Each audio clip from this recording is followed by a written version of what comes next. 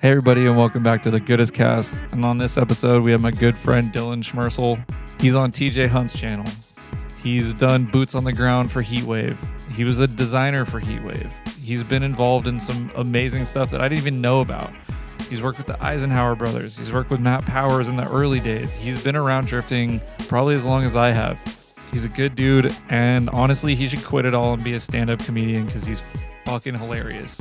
It's an amazing episode. On top of that, we did a merch collab. Since he is a sick designer, we spent 45 minutes making an ad for it, which was off the rails. I think we're going to put it on Patreon. I made a Patreon. I always said I wasn't going to make one, but the merch collab with Dillon is sick. It's going to be live right now. We edited down what we could to make an ad out of it, and it's insane. So check out that ad. And then stick around for one of the best podcasts we've ever done, Dillon Schmersal. Do you have tired ass style? Are you feeling a little deflated right now? Are you feeling like you're losing grip with reality? Is your style feeling a little blown out? Are you losing traction in your fashion? Are you, just like your dad, a burnout? You fucking win, dude. Right here, dude. Get that shit. Goodestco.com. Goodestco. Ding. Goodestco.com. Fuck, dude. Goodestco.com. Get that shit. We did a collab. It was pretty sick. AKA Dillon did all the work. I was like, I don't like mid 1200s sandals. I want it to be a cooler shoe. I did say that. And I was like, I'm gonna make that shit a cooler shoe. He did it. Was a collab.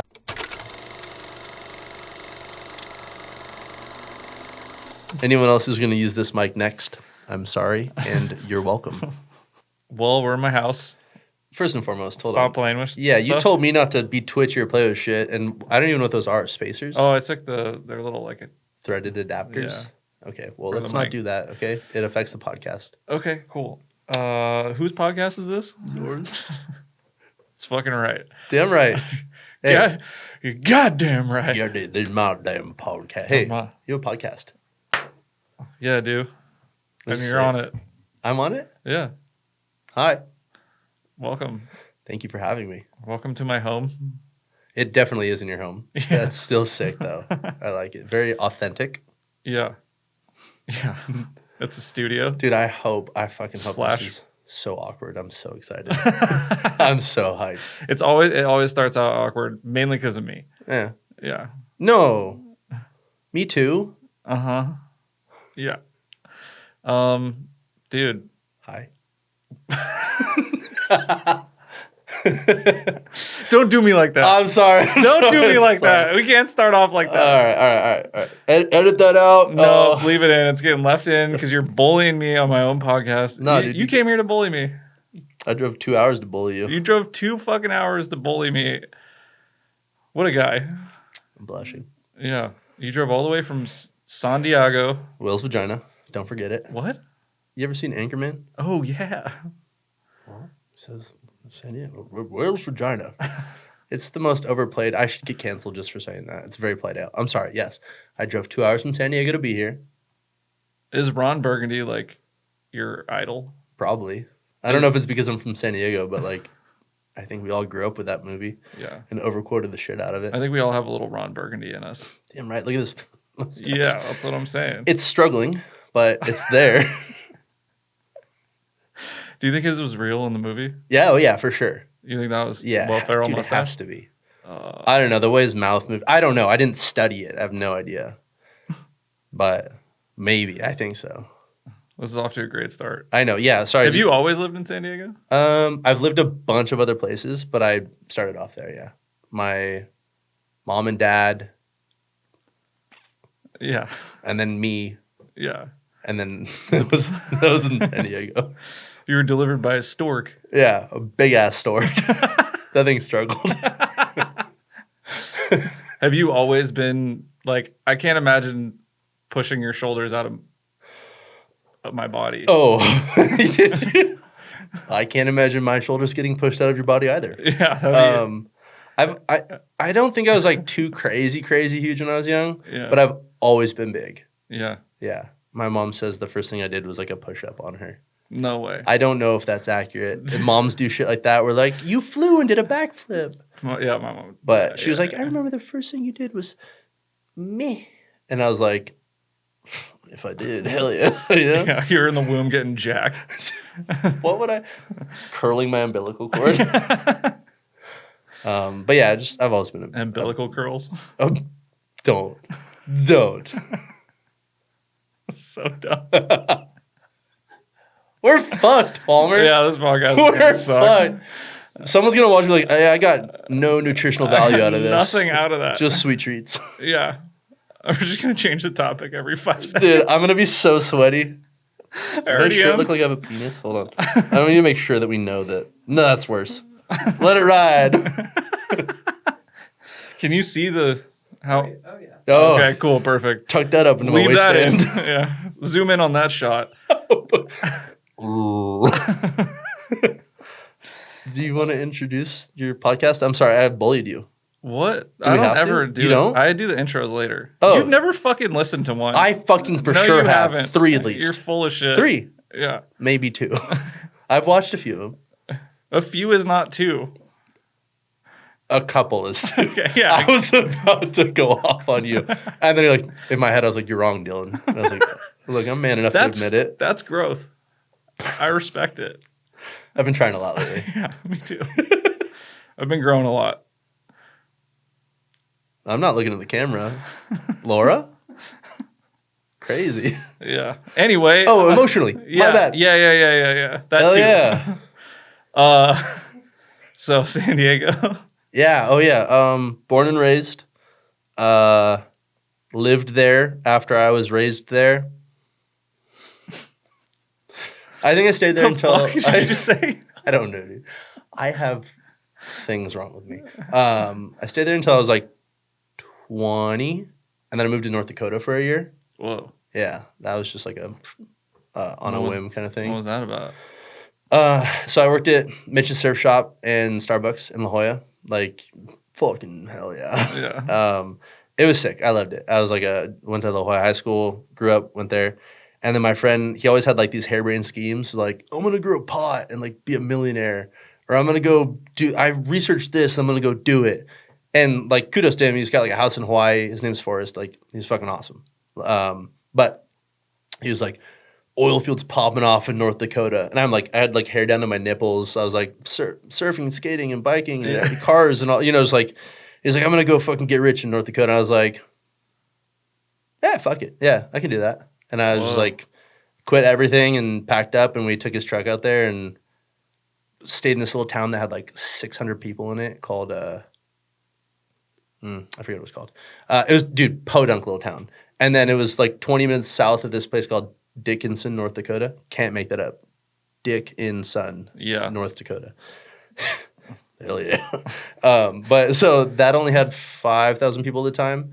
And so, yeah, we moved there, stayed in an abandoned church for like 2 weeks. Whoa. Got a job up there. And then I was like trailer fabricator, diesel tech, just all, you know, whatever. I found a job with him and my friend Michael.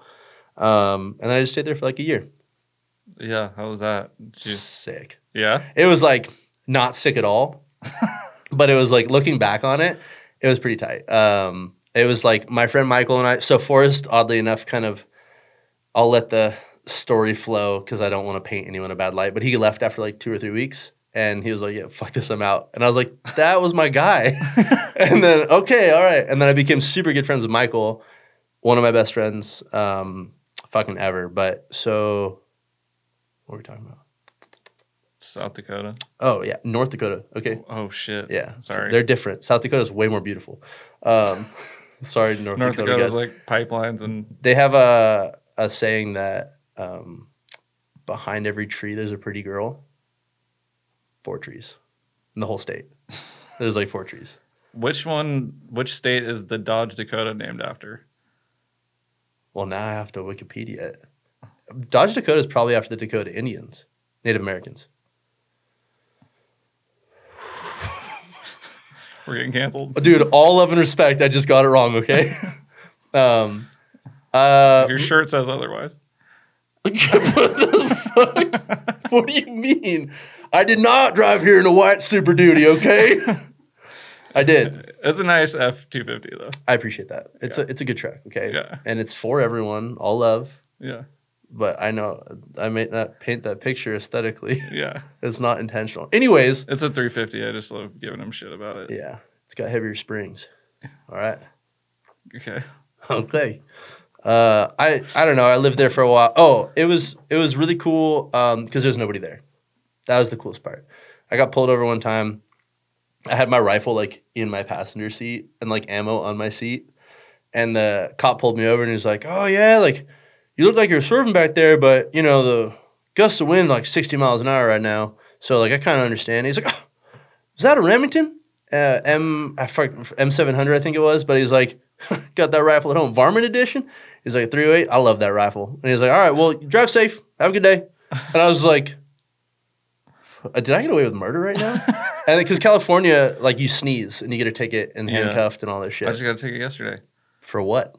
Running a red light with my No, trailer. you didn't. You didn't run a red light.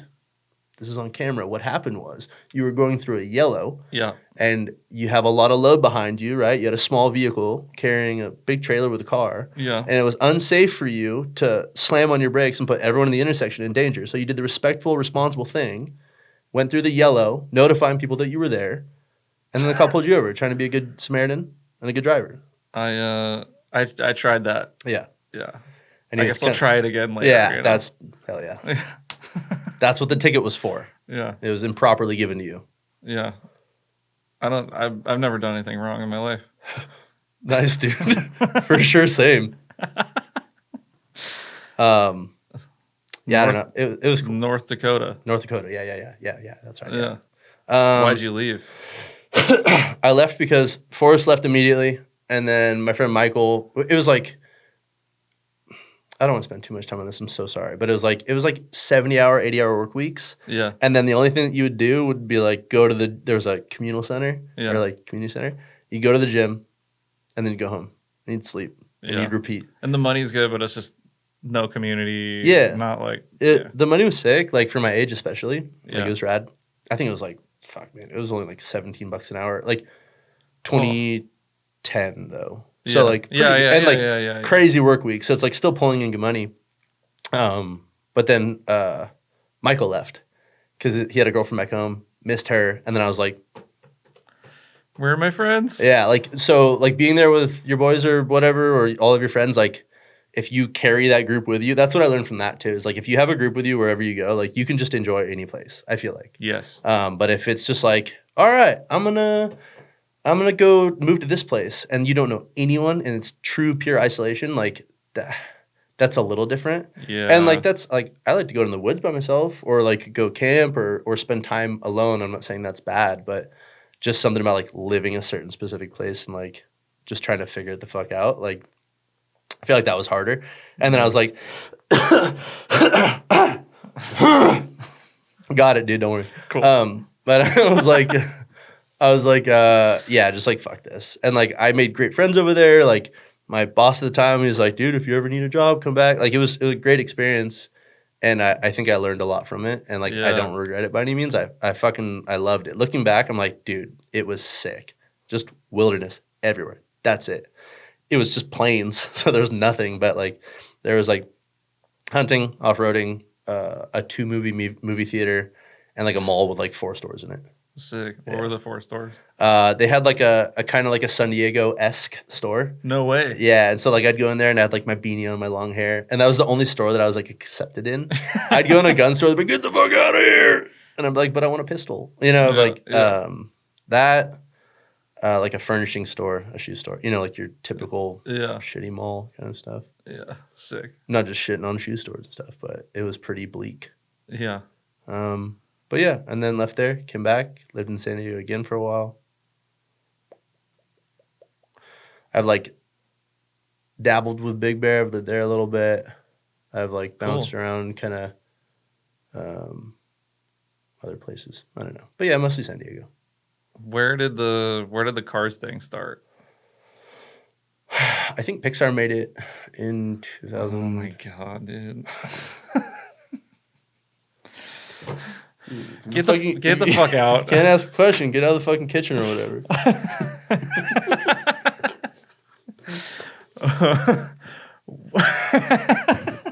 When did your I hope you heard that.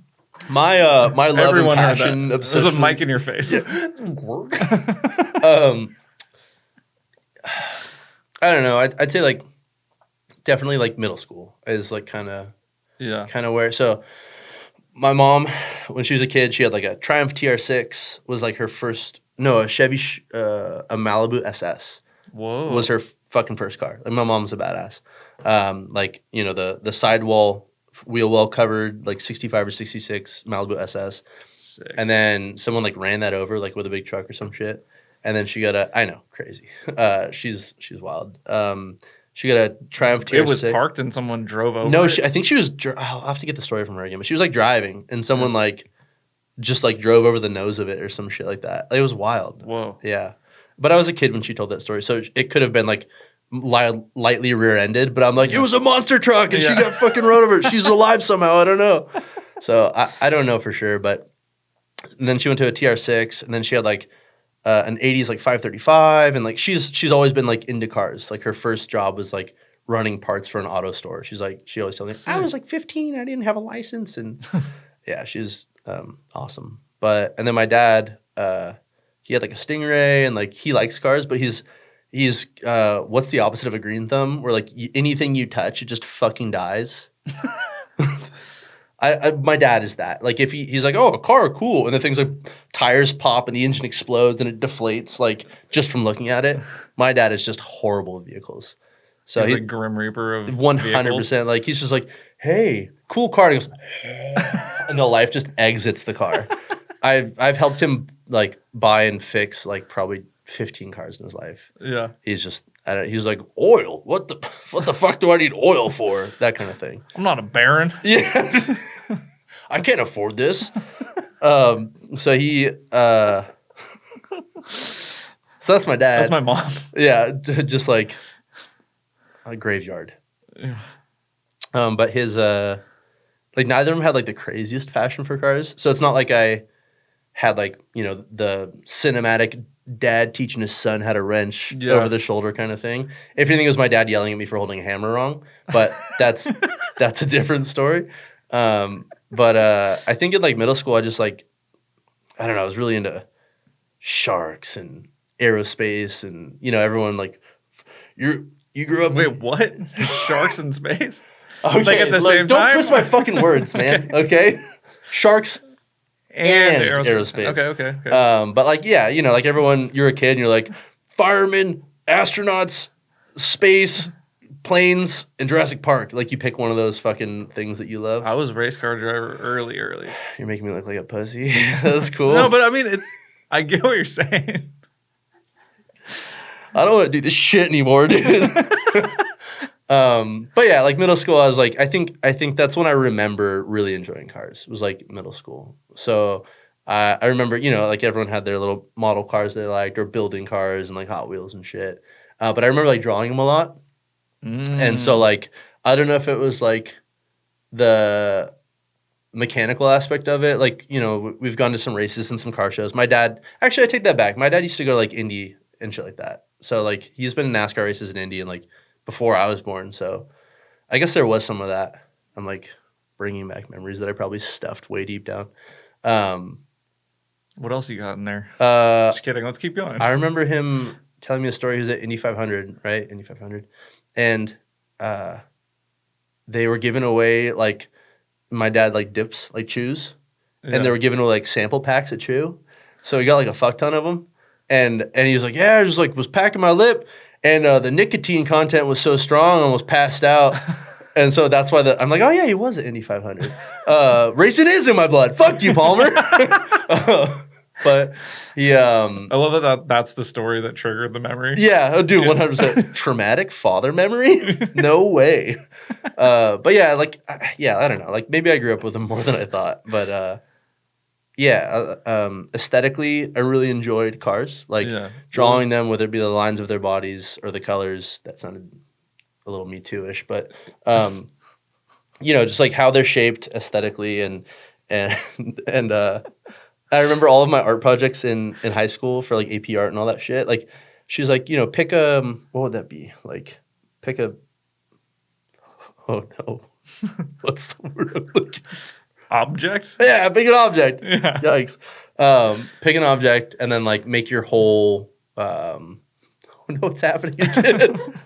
I fucking hate podcasts. It's okay, dude. That's what I'm here for. Okay, I need object? you. All right. Object, and then not like your whole end of the year project that like your senior project or whatever. Yeah. I don't know. Just like pick that, do 5 pieces of art on it, and then like I did like a watercolor, a blah blah blah, da da. But like anything and everything that I drew or paid attention to was racing or automotive. So like I designed a car for one of them, and what was like your first inspiration? Like what were you like car wise? Do you remember? I remember always liking BMWs. Interesting. And then I think maybe because my mom had that like 5 Series, but like I don't know, the lines really kind of like spoke to me, and there was I don't know, they're iconic and like timeless. I know those words are thrown around a lot, but like I feel that way.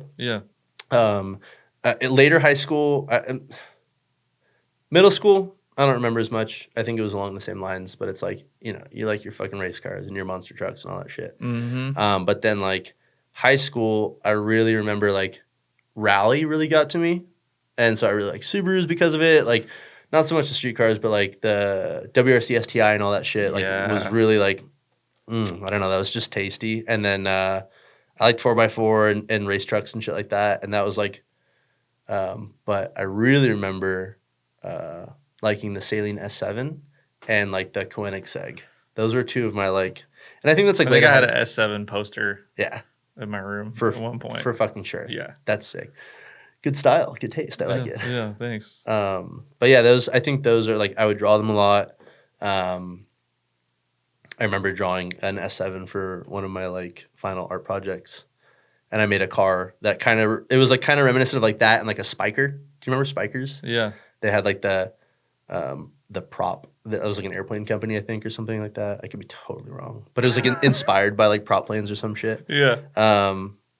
But yeah, and then started to get into like the most affordable version, I guess, which is like autocross and like driving around with friends and like fucking your cars up and shit. So I'd say like middle school around there is like when I really remember getting into it. When did you find drifting? So thoughtful. Don't be confused. It was a burp, even though I leaned this way. I was just trying to be away from the mic. Really? This podcast just gonna be titled like I interview a 5-year-old. I did drifting. It's nice you're doing all the work, dude. I don't have to be funny. I don't have to like fuck off. Tell stories. I'm like that, and then you're like, all right. This is great. I drove up here and I was like, all right, don't talk too much. And then I was like, well, it's a podcast, and I just overthought it the entire drive up. But, did you really? Off and on. I was trying to listen, like I said, that Rick Rubin book. I was trying to listen to that a bunch, trying to like clear my mind, zen it out. Yeah, he's pretty fucking zen, dude. He's very skullety and very zen-y as well. What's skullety? Skullet is like when you have super long hair, but like you're losing it as well, and you say, "I don't give a fuck. I'm gonna do me." Skullet. Skullet. Oh. Yeah, skull mullet or something like that, right? Yeah, it makes sense. But I think it's tight. He's like, there's another Strapping Young Lad was a band where the Maynard James Keenan, I think. He's an artist. But anyways, he had a skullet. And it's like the sickest, coolest fuck you, I think. But anyways, Rick Rubin, very cool. Very cool guy. Very spiritual. But yeah, so I was overthinking it like everything I do in my life, but trying not to. So you're in good company there. Hey, hell yeah. I'm going to talk a lot for you. I got your back. I appreciate that. That's what the people came here to see. Did you? Did you really? They saw boots on the ground and they're like, I need to know more about this guy. Boots on the ground's like almost to the point of like I can't believe you did that back in like 20 years ago. Like if I were a 40-year-old dude, which I guess I'm getting close. But 3 years ago. It really wasn't that long ago. And I loved it. That was awesome. Boots on the ground was fucking amazing. Did you like it? Yes. Oh, thanks, dude. You're the best. Hot take. I don't care. You're the best like on-site automotive interviewer I've ever seen. Like as far as like getting people, oh dude, your shit is so funny. Oh, fuck, man, thanks. Yeah. I appreciate you, Palmer. Yeah. I liked I really like you can kind of see when someone shifts and they're a little uncomfortable, and like whatever, if maybe it's a subject in the conversation or whatever, and I would just be like I'd feel the stab, and I'm like, oh, a twist, ooh, twist that.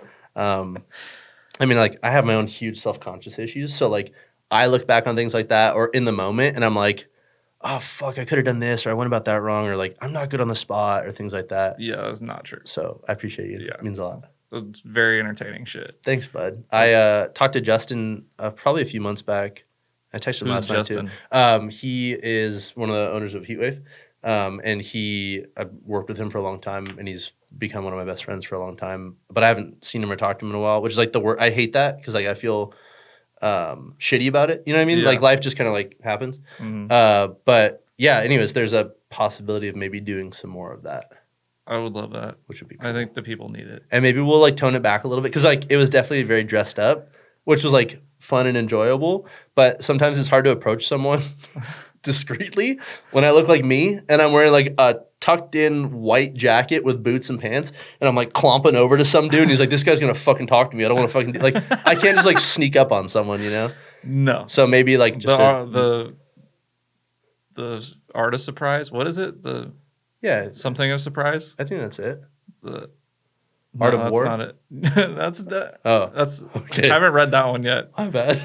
I have read Art of the Deal though. Oh, who's that one? That's Trump's. Yeah. I haven't read it. You just said you did. I know, I'm a liar. I wonder, it could be good. Collectively, get your boy. Get your fucking boy. Okay. All right, can we go back fucking 20 steps? Where were we? Drifting. Yeah. The Drift podcast. Yeah. Crazy. I know. All right, we'll do it. I have to thank a specific household for that. Household? A whole ass household. So, like, I graduated high school in 2008. Fucking fact checks me. Date me. I'm old. So I graduated in 2008, and then I remember I had like an E30, right? And I was like... Sick. I was like, drive. So I've had like, in that time span, I had like 4 or 5 E30s. And I got none of them for a penny more than $500. And those days are over. They were money, but they're gone for fucking sure. Yeah. But yeah, so I had this tan one. It was an Etta, and then I did the super Etta top end, and just a bunch of shit happened. I lived at my friend JP's house in this like bottom little section, worked at Starbucks. And my friend, pretty much a little brother, Ian, helped me. Like, he worked at... Are you living on your own? Yeah. Yeah, I think I moved out when I was 17 and a half. And that's no one's fault, like not my mom or my dad's. My parents were never together kind of thing, which I'm sure we'll circle back on at some point. But I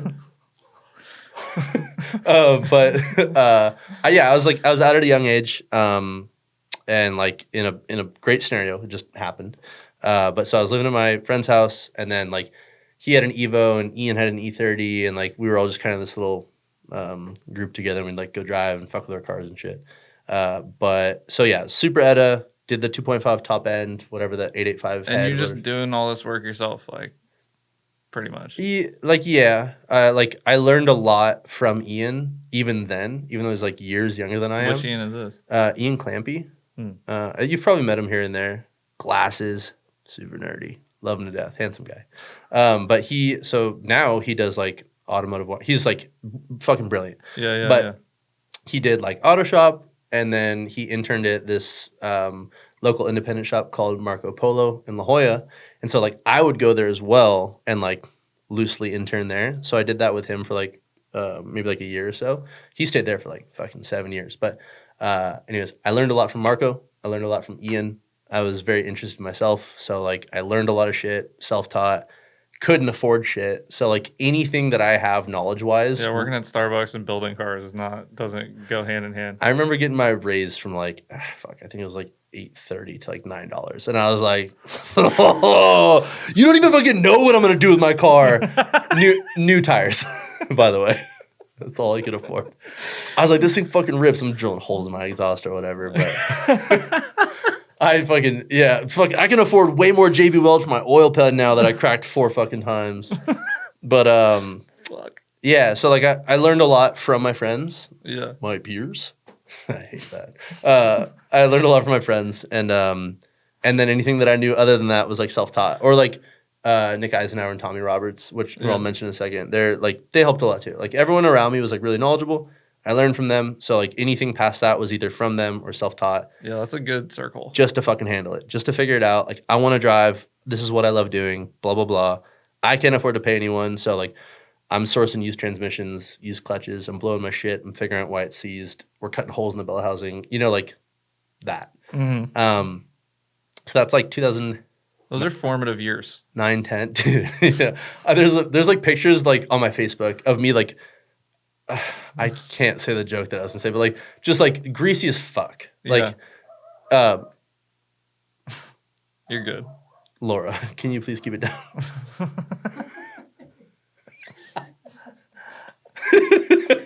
I'm not supposed to laugh at that. Dude, I love you. Like it's all jokes. I'm not supposed to say that. Can you edit that out, please? Absolutely. Oh, fuck this. I wish I had headphones on. I'm leaving. But like, I just remember like covered. I'm gonna like, get you some fake headphones that aren't plugged in anything. Very poorly pixelated. But like just like us being like JP, Ian, and I being at like In and Out or IHOP at like 2 a.m. just like covered head to toe in grease from like trying to pull a transmission in JP's garage with all 3 of them, and like very vivid memories. Yeah. What? Where were we? Learning about drifting. Oh yeah, hell yeah. Fucking tight. Yeah. Drifting. So that same time, like there was a bunch of people live there. I just won't name them all because they don't have to do with some of the story. But like Tommy Roberts, Nick Eisenhower, Paige, who else? All lived in a house together. No way. And then a few friends, right? So they're all like the group was super sick. And then that's probably a sick house. It was a fucking riot. Yeah. All the time. Yeah. So they'd have parties all the fucking time. It was in PB, had this overlook. Just it was great. And so like I was sober, always have been, all that shit. So like, but the point is like I would do beer runs, we would drive to go to the bar, whatever, right? Like I would just be picking up, like, hey, you gotta go to bed, you got work tomorrow at 5 a.m. I'll get you a Monster, and I'm like, oh, hell yeah, all right, let's go. Fucking all right. And so that house was just like this amazing mixing pot where like I met Colin Chanceely would be there. Like Ryan Littrell was a friend that would come. Like just like this odd group that like talking about these names now, it's like, all pretty prominent people in whatever this automotive community is. But back then it was just like, oh, nice to meet you. Like the boys, right? But so through that, like our friend Max, Dave Westfall, Dave Blunt, Martin Speck, like, and then I met Josh and Gabe Barons. Like it was just like this network of people that I met through that household. Damn. It was pretty wild. Yeah, San Diego has some heavy hitters for sure. And they were just like, those were the dudes They're just to me. around. Like they were just the dudes. Another person that'll play a huge role in like my drift trajectory is Matt Powers. Like I met him and Nate through that household as well. So it was just this big fucking group of friends. That is when my little fucking shit plastic ABS sunroof delete horribly slammed E30 went from being like, oh, autocross is cool. I like track cars. Like, and it just immediately shifted to like drifting. Oh, fuck everything else. Yeah. Entirely. And like everything's it's like come full circle. The older I get, like I love integrating all of it. Like it all like it's all super important to me now. Like I do truck shit with the Eisenhowers, like I love time attack and autocross and like rally, like everything's fucking awesome. But at that time I just repurposed everything in my life towards that. So like that household, those group of friends, like the OG San Diego guys are like who took me under their wing as like a drift enthusiast or like that shit. I mean, having like a Tommy Roberts around is like such a good like style. Dude, are like, you fucking kidding me? Like dished what are the MAE wheels on like what 19s or whatever the fuck on gold S13 on cover of Street Hunters. No, Speed Hunters. Delete that right now. But the cover of Speed Hunters. And like, you know, like him like posing with his white Vans like in front of it, like those are the fucking dudes that those like are just your friends. I'm like, like drifting's kind of cool, like fucking it was just very wild. Like looking back, like kind of the like super surreal, early punk rock era of drifting. Super punk rock, like abso-fucking-lutely. And then, so that was the start of it. Was them, and so it's like, I don't know, that's like. Everyone in Metallica for me, right? That's like Metallica be like, come on into rock metal, you know? Yeah. To metal, check this out. And be like, oh, these are my boys. And it's like, this is Metallica. Like, this is fucking Metallica. So that's how I feel about like I said, everyone has said it's fucking 10 people, but like that group and like Tommy, Matt, Nick, and all them are like who got me into drifting for sure. That's pretty cool. Credit to all you fuckers.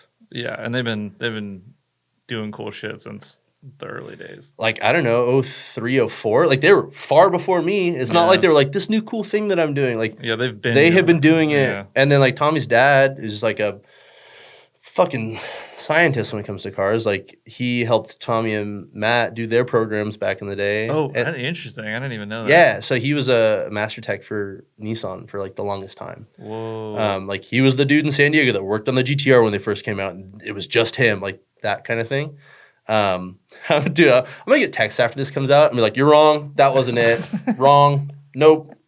They're not your friends." From Tommy, from Matt. They're not gonna watch this. It's fine. Fuck no, they won't. Mm-mm. I was hoping to make you spit your water out. No, they will. Yeah. So yeah, that house, and those people are like what I have to owe 80% of my life now is like because you're like all in now. To that. Yeah. And so there's been like since that point, like I'd like to call that like loosely 2009, 2008, like right out of high school. And it like, you know, it's gone like this and done that kind of thing. But it's always been a part of my life. And fucking now more so than ever, I feel like. Yeah. So. It's like a lot of hard work in different avenues. Mm. When did the design portion like come in? Because like I don't think a lot of people know how much design work you do for other people. I have to say, like, other than always doing design work and like creative stuff and drawing, whatever the fuck, like anything creative that I can like do with my hands. Probably done since, like I said, like middle school, high school, and then like kind of flowed into cars. But as far as like really melding the two with like drifting and or like companies or whatever, I have to give credit again to Matt Powers. Really? Yeah. First time I ever did anything like livery design, automotive related was his livery and his helmet in 2000. Oh, come on now. 10 maybe? Like right before I went to North Dakota. So his Need for Speed livery. So he had the first one that was like yellow zebra both sides. Yeah. And then it went yellow zebra, pink and teal cheetah with the yellow and pink alternate left-right gram lights. And then he had the Native American headdress helmet. That... If you don't remember it, totally fine. I'm not offended. But that, like, 2010, I don't want to look it up. Anyways, like, that was him and I, we just kind of, like, grew together and connected for, like, a lot of years. And I don't know, just like I got super close with him and his family. And like I said, that whole group. So we just hung out a fuck ton. And like we would just cruise over, and he lived, I don't know, 10 blocks from my house in La Jolla. And so like I was staying in my friend's little fucking 1-bathroom studio at the bottom of his house. And he was renting a house with, I think it was with Nate and a few other people. But anyways, like it was really close. So I would just be over there all the time. We go to the beach a lot, blah, blah, blah, hang out. And then I was starting to get more interested in drifting. And then like I was always kind of artistic, and we had similar styles, blah, blah, blah. So I just remember us like at his round kitchen table with, dude, I think it was like, what's the paper called? The construction paper, like the colored construction paper. Like I remember us like going through color swatches on like our phones that were like really pixelated and like bad representations of colors. Yeah. Like the wrong pink or the wrong teal. Yeah. And then like him having construction paper and us like just like I want to give credit to the both of us, not just be like I designed Matt's livery, but like it was the two of us on it together. Yeah, like designing his I didn't know livery. you did that livery. Yeah, it was pretty cool. Like that one's pretty iconic. And there's, I don't want to be like it was crazy, dude. It's all up here, bro. Like there was a lot of requirements that Need for Speed had, which like you could only work with corners and wheels and you know what I mean? Like there was a lot of restrictions, but for what we had to do it with, like it was, I don't know, we felt like it was cool. So yeah, I designed that with Matt. Damn, I didn't even know that. That's crazy. Yeah, that was your entry into. That was it, dude. I peaked real early. You got shucked in the deep end, dude. There's like with no water wings, dude. Dude, here you go. I drowned for a little bit, and then I had a come to light moment when they brought me back to life. You know what I'm saying? Yeah. I don't even know what I said. So yeah, who gave you CPR? Matt. But it was it was really cool. It was like a really like I should have not. Mr. Powers. KAT God. Was he wearing the fucking tuxedo racing suit at the time? It was right before the tuxedo racing suit.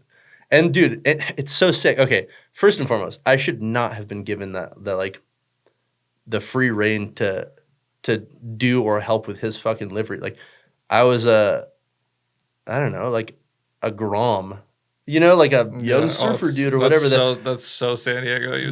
I was fucking just a little Grom, dude. Like, I had no right doing any of that for him in that industry. Because, like... Why not? Well, just like... What the fuck are you talking about? Okay, I understand what you're saying. You're like, you're right in a lot of ways. But, like, I had no credentials or anything. Amber Alert. Palmer. I had no... I don't know. It says white super duty? Hello? Is this the police?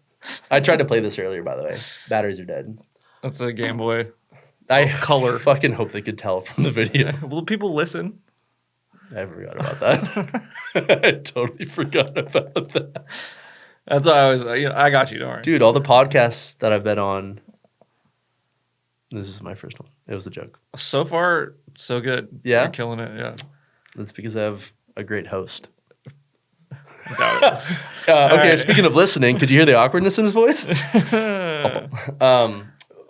My point was like, I was just a kid. I wasn't like part of drifting. I wasn't like some renowned designer. I wasn't some, like I was just like his friend. He's like, I like your style and your artistic ability. That's all it is. It's fucking sick, and I'm like really grateful for it. But it was just like I can close my eyes and picture the car. Tight. Yeah, that's like fucking that says rad. a lot. That's cool. like there's very few kind of like pro level liveries that, especially like in FD, that I can like close my eyes and be like, yeah, that's fair. Like this is like iconic and memorable and like really stands out. So yeah, I know that's sick. You saying you had no right to be involved in that, like, I mean maybe, but you guys still killed it. It happened. Yeah, so that's cool. It was cool. It was cool. It was different. Doing something with my friend that we both really enjoyed. Yeah. That felt very much so his style and my style. Yeah. And like, it was fucking, again, at that time it was my boy Matt. But like looking back on it, it was like Matt Powers. Pretty fucking wild. Like, yeah, I mean, if you look at it, like that would be like if that design was on a snowboard, people would buy the shit out of it. You know what I mean? Like that's kind of like, that's how like the vibe of delivery in my appreciate that. Yeah, it was like same note. It was really cool. Again, just friends doing something new to me. I was like, I've never designed anything for like the exterior of a car before. Like, yeah, I was probably 19. Yeah, like 19, 20 at the time. And then, like picking the alternate wheels, like I probably want to give Matt credit on that one because like I don't remember, but like, he had his own, he was fucking wild and authentically himself already before my. Oh yeah, but like his KAT S14 is like, dude, again, iconic Speed Hunters, purple and fucking green on flat, FN01 RCs, flat toe into the track. Yeah, tight as fuck. Yeah. And like, both him and Tommy had KATs that were making like almost 500 horsepower back when it was competitive, I guess. Like he was smashing. And then he went, LS, did all that stuff. But I remember us going to Modern Image, which is another local place that did the vinyl and like printed delivery and all that.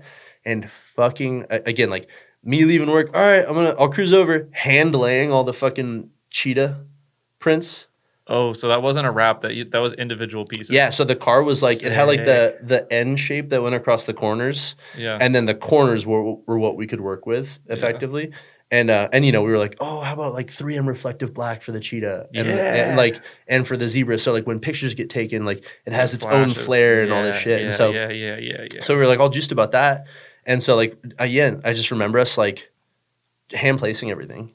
And they had like his I don't know what it was. He had like an exhaust cover and he put like his stack gauge clusters, stickers all over. I don't know. It was just like really cool. It felt like two dudes putting stickers on a skateboard, Yeah. It was all fucking hand done. It was all had like human error. Like nothing was perfect. Like that's why I love like individual piece liveries. Like I will never do just like a full wrap. I was like, nah. I agree with you. It needs that like little bit of like human error chaos for it to not look like a video game. Yeah. You know what I mean? I don't know how to explain it. I think you did great. Like I totally agree with you. Like that's another design element that I take from like another concept. I mean, another conversation for a different day, but like vintage, right? Vintage clothing is like super inspirational to me. And like not just the nostalgia. You've been doing it for a long time too. But you weren't. I appreciate you. You were like one of the first people I saw who was like really into vintage. That's damn fucking right. Yeah. That's my shit. Okay, all jokes aside, I like the human error of it. That's like no gatekeeping at all. You mean like people who are like spilled like barbecue sauce on their... Look, that too. Like you got a little bit of lipstick, a little bit of barbecue sauce on her. She's a better t-shirt, I'll tell you what. But I like not only sharing memories for the audience. Hopefully from the same night, you know what I mean? Dude, holy shit, my man. Little milk on it too. Woo. Milk, huh? I love milk. Okay, let me have my fantasy. Okay. It's not milk, by the way. So, just like that. That's not milk. Whoa, where is it? Whoa. The little ring right there, huh? Looks just like the size of a condom, if you ask me. That's right there. I don't know what you're talking about. It's a boop stain. You don't want to say it? Can I say cum? Am I allowed to say cum stain? You already did. Oh, hell yeah. Cum stain. So that's getting clipped. Yeah. Boop stain. Boop stain. CoraWorks. They're out of this world.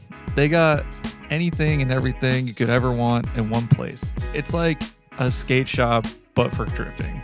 They're building cars. They're supplying aero kits. You can order wheels. Pretty much anything you need to go drifting, CoraWorks has you covered. If you're looking for Origin Lab aero for your S chassis, JZX, or whatever, they got the good stuff. They're bringing in containers. They're mailing it out. They're getting you stuff quick. No more sitting around waiting for your kit. They got them in stock, ready to go.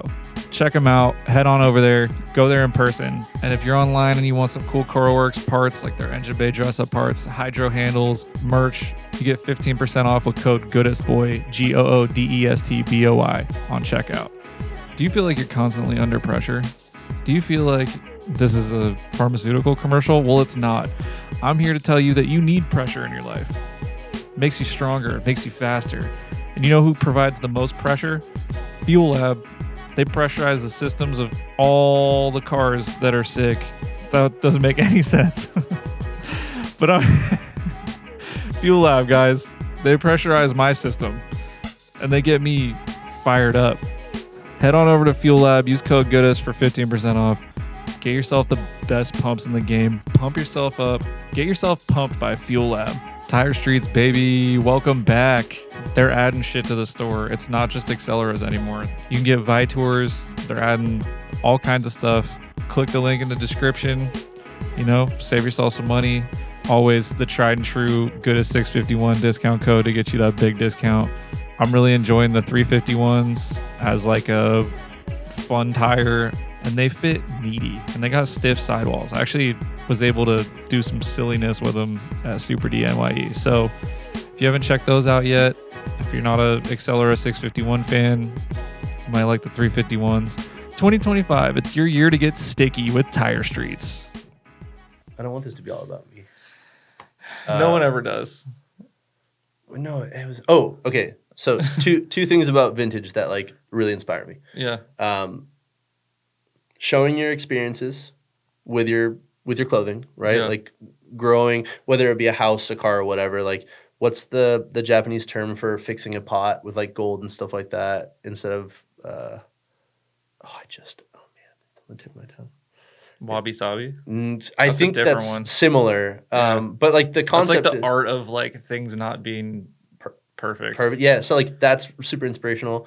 The Japanese art of like fixing broken pottery with gold to like accentuate what has been fixed and like tell the story of it. I forgot what it is, but you can look it up. But so that is, Hey Siri, what is no? Hey, I have mine turned off. Fuck off. What is the Japanese art pottery?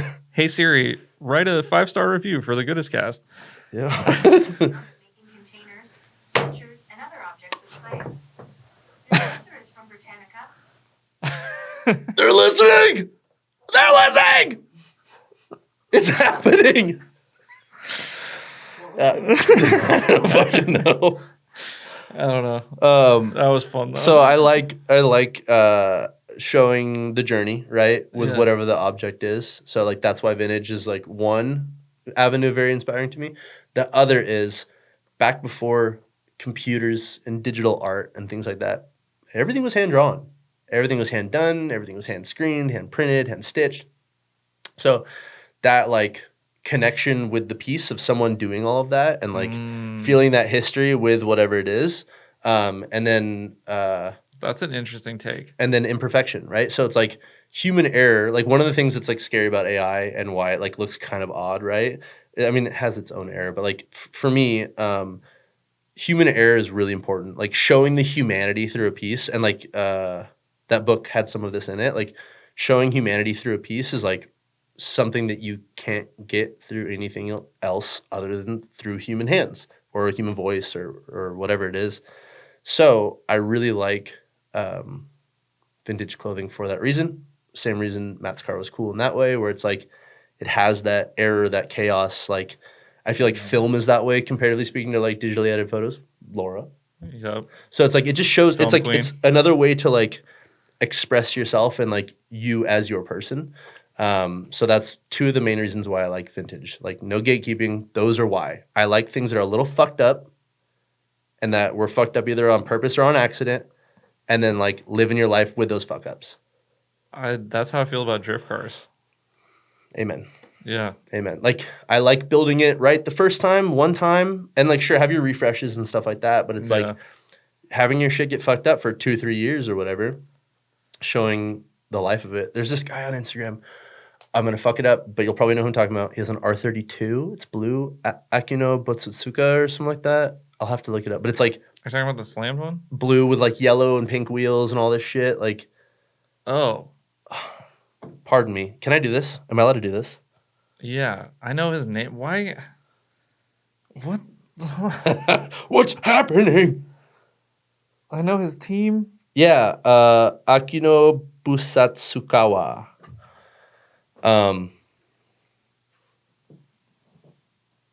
Abu Moon. Yeah, Abba Moon. So point is, like, his car has just perpetually gotten like fucked up and fixed and fucked up and fixed and lowered and lifted, and it has these iterations, right? I don't know how I forgot that. I don't know how I couldn't pronounce it right. Yeah. Oh well. But super sick. So like your car, Palmer's car was a really big inspiration to me. We can circle back on this too, but for E36s and drifting as a whole. It's like I like imperfection. I really enjoy it. Human error is like really important to me. So my car's full of them. Your car's fucked up, dude. Dude, your car is fucked. It is. If I were someone else and I saw your car, I'd be like, damn, that's trash. But Dillon, I'm just kidding. I appreciate it. Your car's great. Yeah.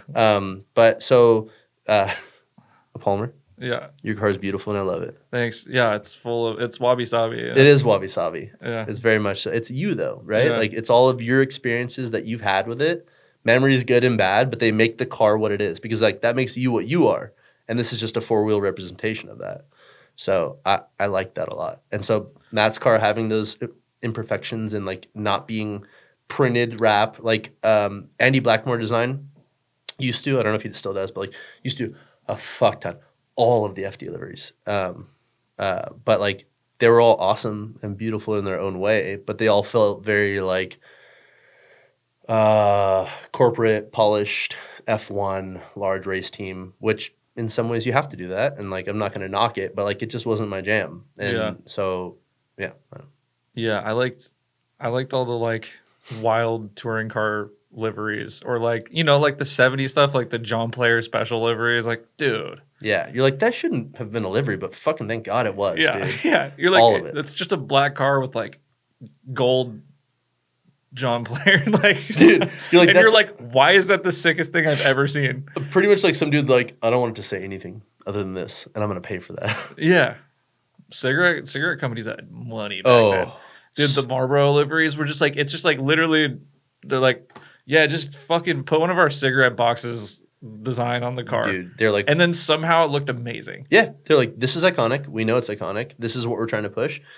We don't want any auxiliary branding. You don't get B branding. Like, it's just us. Yeah. Oh, do you need more for that? That's fine. Here's the fucking money. Yeah. And it was just like the coolest, the gnarliest shit in existence. Yeah. Yeah. Yeah. That was back when they didn't need to pay for lobbyists. So No. they could afford to sponsor entire race programs. Yeah. Not a race program plus X amount of millions. Yeah, for the Damn it. The good old days. before the lawyers got involved, am I right? I know. Just let the people do what they want, man. If they want to suck them down and smoke them down, let it happen. It is what it is. Unless they're a child, that's not okay. Yeah, right, But exactly. I guess Good they save. were. I got my lawyer here. To put a pin in the like where I started the design shit or whatever. Yeah. I also painted. You're gonna have to stop looking at your marketing team every time you say anything bad. Okay. Okay. Yeah. Am I allowed to talk about myself a little bit? Okay, cool. I fucking. So tell me about your trauma. Just kidding. Oh, tons of it. It shaped me as a man. I painted his helmet. That's one thing that like. Wait, what? Yeah. Neil Armstrong, the jazz musician? the astronaut. So along with Matt's livery, doing that with him, I painted his helmet like that year in conjunction. He had like a hand painted. yeah, like I went to Marshall. I didn't fucking know what. What? Like, I didn't know what fucking like helmet paint, like acrylic. I had no idea. So I was like Googled. I lived again, JP's house, dingy fucking basement room. Yeah. The lighting was the best in the bathroom. So I would turn the bathroom light on. I went to Marshall's, grabbed a bunch of slew of like, they were acrylic, I'm pretty sure, but like paints. And then like, Yeah. I still have the original sketch. It was just like on lined paper because I was fresh out of school. Yeah. And I was like, You how had a about bunch of notebooks, like double spaced notebooks laying around? for and you're fucking like, sure, the oh, fat yeah. double space, you know? Yeah. And- And I don't know why, but he was just like, yeah, like I'm really into this. And I was like, yeah, I'm really into this. Sounds great. And like, so Native American headdress, I made it work on a helmet and we were both like, hell yeah. And then I took his helmet and just hand painted like this, I don't know, double ornate kind of thing with like feathers and braids and beads. And, you know, looking back, it was probably like tons of appropriation, but Yeah. I was ignorant and it was out of respect and appreciation. And it was cool Yeah. to me. So we So it's just did cultural it. appreciation. Cultural appreciation. Thank God for saving me right now. You're welcome. Thank you. 2010, a little bit of cultural appreciation. No big deal. Yeah. But, it was a different time back then. you know, it was. There was no negative about it. I just wanted to put a headdress on a helmet. So now we can move past that one before it gets bad. Yeah. So I like What was your inspiration?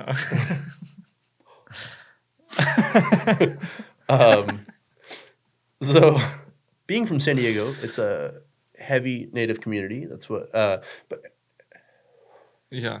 yeah, so I just got some paints from Marshalls. Yeah. And just like picked some designs and created some designs and put like a little hatchet on it. I don't know, whatever. But like hand painted it, and then like the Nitto logo, and then like Need for Speed. Like again, I didn't. My brain wasn't working on like stencils will be cool, or you should clear coat it afterwards. And I just like hand painted Nitto, hand painted Need for Speed, or the N or whatever. So yeah, his whole helmet was hand painted. Whoa. And like no clear coat or anything? No, that shit got fucked up after like a year or two. But again, it was kind of cool. It, like lived with it. I don't know. But yeah, that was my introduction to drifting, was just like, here you go. You get to be a part of the coolest thing that you're ever going to be a part of. Like, and I was like, oh, sick. Have you been chasing that high ever since? Yeah. Like yeah, for sure. Absolutely. That was fucking cool, man. Like Yeah. I'm so grateful again to just be some little fucking rat getting asked to like hang out and do shit with a friend that ended up being something like potentially influential to myself, especially, if not other people. I don't know. Like like you saying that you remember it. It's like the coolest fucking thing ever. And like, Dude, I think I'm really grateful. I talk about this a lot, but I think like just being a good person in like the right area, like Mhm. I mean, obviously like there's like some luck and like timing to like where you were at what time. Yeah. But like I'm sure there was a lot of other people who would like really like to be in that position, and like I'm fucking sure. you just having like being true to your like style and taste and probably being a fun dude to hang around like meant that you got to come back and meant that you get to do stuff. So like it's all, you know, it's earned, right? Like Thanks, bud. I yeah. appreciate that. Yeah. I agree with you. He though. trusted you with it because he saw that you could do it, and you did. Like that's I mean, if you prove yourself like time and time again in smaller things, like people will give you like that shot, you know. I'm very bad with these moments where it's like accepting things from other people. So I thank you very much and I appreciate you. Yeah, of course. But as far as like the just, I don't know, be a fucking good person and do the things you love and, you know, pop up in weird random situations. Like I totally agree with that. Like I feel like that's you and I's mantra in life is mantra in life is just like, I don't know, be passionate and be a good fucking person and do what you can for others and, you know, be positive. And like, if you do that shit, like, I feel like in a lot of ways, it'll work out. Like, you know? So in that moment, that entire thing we just talked about, like unfolded that way. And you know, like, yeah, just super fucking grateful. Really cool. Really appreciative. Yeah, I think you were being authentic and it worked. Yeah. I was just like, yeah, I get to hang out with my friend. Yeah. And we get to do like designy, arty shit together. Yeah. Oh, and it's for drift. Like this new thing that I love is also part of it. Cool. And like I went to a few of his events and like our friend Nate was doing all of his content and that. I don't know, content I feel like is a newer word, but like all of his videography and shit. At that time, when did content become a term? I don't know, like two years ago. Yeah, maybe ish. Yeah. I feel like, and now it's all anyone ever says. C word time.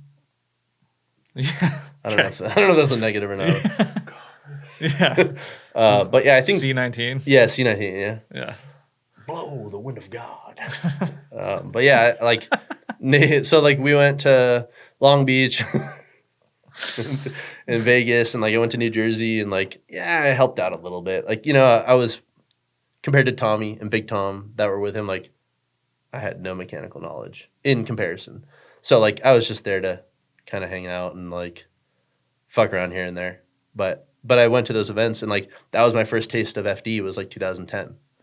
And are you? Oh yeah. So that was definitely like I think a fun era of FD. Yeah, it was like pre 1,000 horsepower. It was like the beginning of the horsepower wars. Yeah. It was like Daigo first coming with a fucking snowboard in the back of his SC430, and people were like, what the fuck is this? And it was like 1,200 horsepower and Achilles. Get fucked. Bye. And one of the best drivers in the world, you know, like, but like that was, and then D-Mac and his Saturn Sky, like those were really like vivid memories for me. It was like watching those drivers and those cars and Matt driving too. And Matt's still doing really fucking well for being like arguably a heavy stylized grassroots driver, like one of the most talented that I've ever met and had in close proximity to me. But like, yeah, he's a great driver. That's when like, you know, he fucking had a K-Tech LS and the shit was super fucking expensive. And it was him running his own program with his own finances in a lot of ways. And you know, it was just like, so it was hard to see, you know, again, he did fucking really well for a few years. And then he was like, all right, I'm going to do other stuff. And he was like cool ass stunt driving and shit now and has a family and, you know, all this crazy shit. But like, yeah, those years, that's when I got introduced into FD was like, I think one of like, the biggest pivoting points. Yeah. As it's really started to change into something different. Yeah. Where like FD wasn't like just like what you do if you're really good at drifting in the US. Yeah. You were just like, this is it. You go here now. Yeah. It was like the only thing. Like before that, I think we had what, like D1GP came a few times, like early mid 2000s. And then some other stuff. But it was so small that like FD was like, oh, that's just like, you know, when you get really good at drifting, that's where you go. Yeah. Like there wasn't like you could do this or that, or you could drive grid lifes, or you could like. Yeah. There wasn't options. It was like, so it's like you either like play the game or, you know, and then for like a lot of years, FD was like the only thing, but it was like so expensive to do that it wasn't an option. Yep. So like this new era of like, you could just do the party circuit tour and. That's in a lot of ways like more lucrative now, I think, for companies. And I think it's like a really cool path that I'm seeing even friends close to myself, if not maybe us one day, bro. But like we're on our way, dude. Dude, we're there. I'm on a podcast. Dad, can you hear me? Mom. But like that, I think that like you can get, speaking of content, that fucking word. Yeah. But like, you know, if you think of all these things as like TV channels or businesses or whatever, it's like, you can get almost a lot of cooler stuff for a lower dollar amount at some of these other competitions, exhibitions, fun events than FD or the cost of entry is so high and the eyes are the same or less depending. Maybe fleeting. I don't, you know, like I don't want to shit on FD. That's not my goal. So like I don't know if it's decreasing. But I do know. I think they're getting a lot of eyes. I think just drifting in general is growing, but there's like more options. I agree. Like rising tide raises all ships kind of thing. Yeah. Yeah. I agree with that. So, but it's really cool because it's a new age that like didn't exist, I don't think, until like maybe 2 years ago. And then that path is like really starting to get paved by some of these people. Yeah. And like all these influencers and shit that I end up being a part of and stuff like that too. It's like, it's fucking cool because like, again, rising tide raises all ships. And automotive culture as a whole is becoming a lot more widely accepted when it comes to like fashion, style, culture, all of it. It's like, it's pretty cool. Did you ever think that there'd be like drifting related apparel at Zoomies? Fuck no. No. Fuck no. I like. And I see Nate Hamilton's play where he's like, what shoes do you guys drive in? Like Nike SBs or Vans? And I was like, I know your game. I know what you're up to. Tag. Notice me, senpai. Notice me, senpai. Yeah. But like, dude, I'm not fucking hating. But if he gets a shoe sponsor, like, you know, maybe. Yeah. Like, dude, be the pioneer. Get that shoe deal, and then like, yo, you know, dude, open the doors. Yeah, I'm fucking all for it. Yeah, I don't know. I don't get any of the skate brands. Animal Style will absolutely drive in your shoes. Yeah. So anyone listening, if you have a shoe company, I feel like Stray might be a little more your level right now. But whoa. But anyone listening, now what do you got on right now? You got Air Maxes? Yeah, you know. Okay, your boys got Air Maxes. I got some Converse on. So Nike, Converse, if you want clout instantaneously. Yeah. We'll get the pedal cam set up. Passionate, driven, authentic people. Yeah. Authenticity. Hit your boy up. Yeah. Palmer Sanderson, Animal Style. Shameless plug. Shameless fucking plug. Yeah. If Animal Style got a shoe deal, that would be crazy. I'll just take some flow, dude. Dude, I just want shoes. I can't afford shoes. Yeah, I ruin them so fast. Yeah, I'm bad. Do you cycle through or do you like go through one? Ooh, that's a great question. So I'm very bad. I will pick, again, I am a 5-year-old. So I'm like, I like this outfit. And then I'm like, outfit for 4 months. I'm super aware of it. It's just me.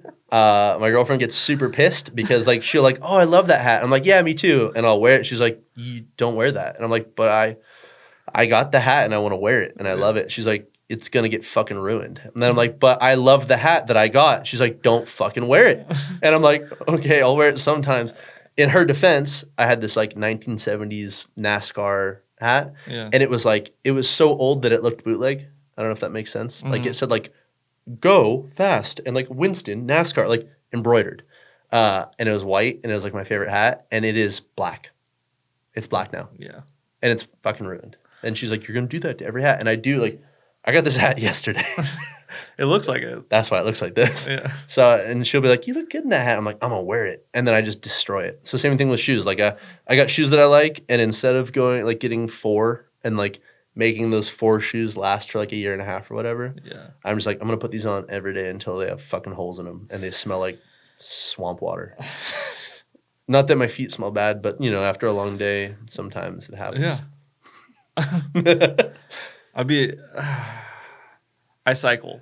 You do? Yeah. But the worst, though, is when you've gone too long and you've been, like, cycling shoes but haven't put new shoes into the mix for too long, and then all of your shoes just start to like degrade, and then you get this like weird thing where you're like most of your shoes are fucked, and you're like, oh god, I gotta like be presentable. Or you're like, all right, get out the dish soap. Like that's when you gotta polish these bad boys up. This is the only remaining pair. I think I've watched you're like one sitting pair in the of kitchen shoes. like, oh god. Well, you're like, you know, you're gonna go like dinner with like a family member or something, or no, whatever. let them know, dude. Yeah, just like I work hard. My shit's fucked up. I have been that most of my life, and like I don't know if I'm proud. I don't know if I'm proud of that, but like fucking Christmas Eve, all my family, beautiful outfits. I love them to death, and I'm like, you're just over there like, look, dude, y'all got soft hands. Y'all got soft hands. None of y'all work more than 40 hours a week. And they're like, I'm a CPA. And I'm like, fuck! I can't even work enough to make that much. But yeah, no, I genuinely like, I feel bad. I don't know if I'm ashamed of this or not. I probably am. But like, this outfit I'm in now, Christmas. Yeah. Birthday. Wait, what? I don't get it. Like, I don't dress up. I'm bad at that. Oh, this is what you would wear. Yeah, I'm very bad at that. And like, I've done weddings. You know, I don't want to be totally disrespectful, but like. Yeah. I'm a bad person. Show up to the wedding in a they're like, vintage camo shirt. Get the fuck out of here. What are you doing? It's me. You wanted me. I'm authentic. They're like, that doesn't matter right now. Yeah. It's not for you. Put the fucking suit on. Okay, all right. Yeah. I can relate though. You cycle shit out though. Yeah, no, I can relate about the wedding thing. Like I'm always like it took me like I remember I bought like a nice jacket to wear to weddings and like some like actual wedding attire, but I was like, I'm not getting the fucking shoes. Dude, fucking same. Yeah. I was like, I'm wearing Vans. I will be honest. I was like, I'll put on all the shit, but I'm not wearing no dress shoes. I ran it by my boy though. I did the same thing, but I was like, out of respect, are you okay with this? And he's like, it's pretty stylish. I'm down for it. And I was like, some respectful Vans, of yeah, course. Yeah, one color. Yeah. One color. No crazies. Yeah. You know, Yeah, not like you know, camo Vans or whatever. The cheetah print. Yeah, I've had some wild ones.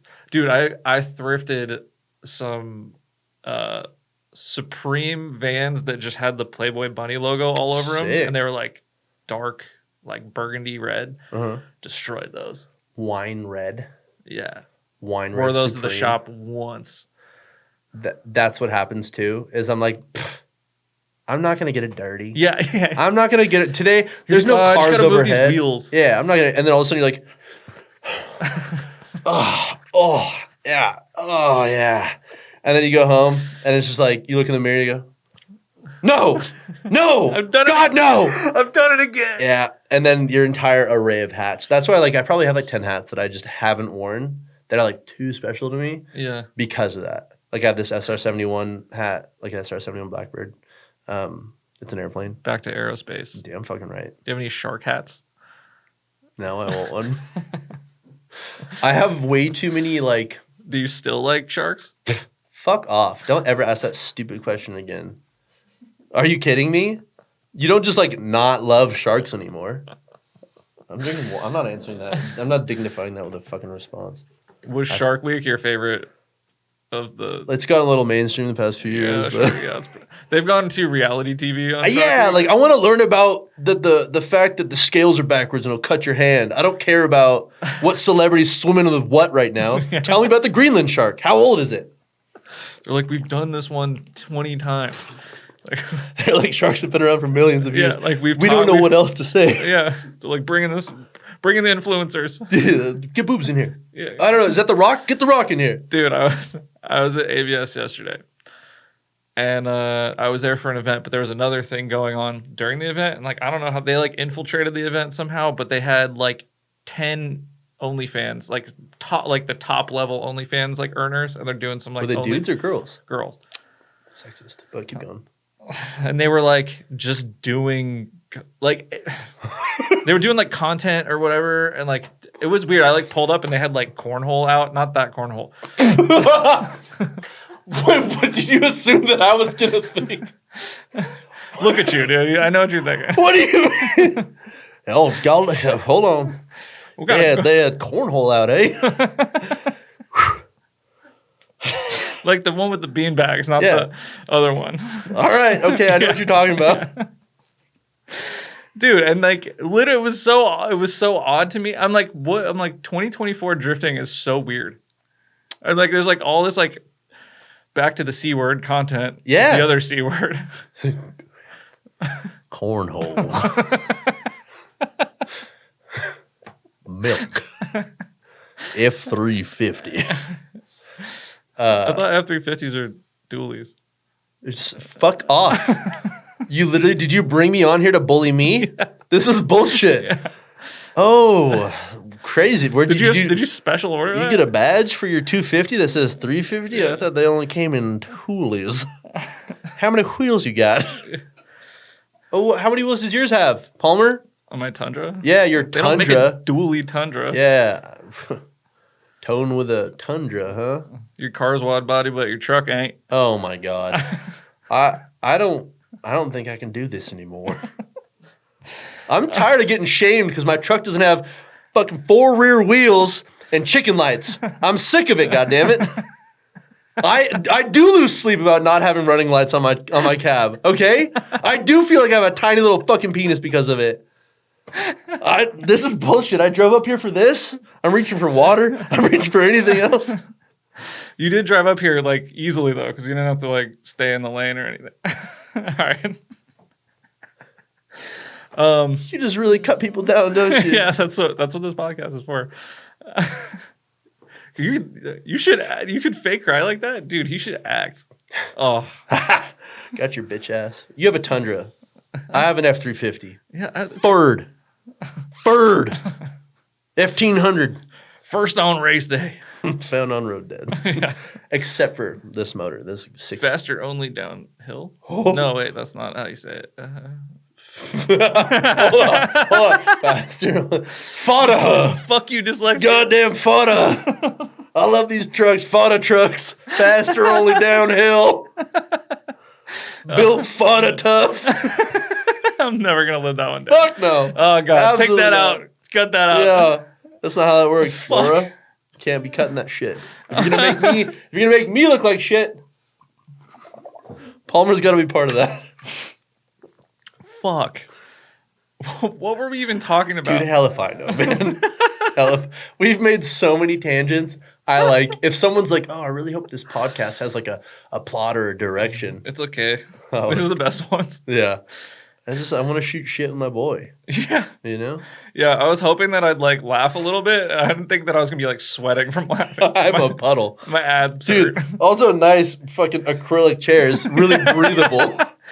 Dude, this is all I got. Okay. I'm working on the studio. They're sick and comfy. I'm gonna be honest. I really enjoy them, except for the fact that if I got up, oh, my back is and showed the world my back. Yeah. Nope. Nah. Yeah. That's what I'm not gonna do. I'm not gonna do that. Stop asking. Yeah. I'll get interns to like fan people off. Not that hand motion. Hell yeah. Stop. And, we were talking about OnlyFans. Then. Good circle back.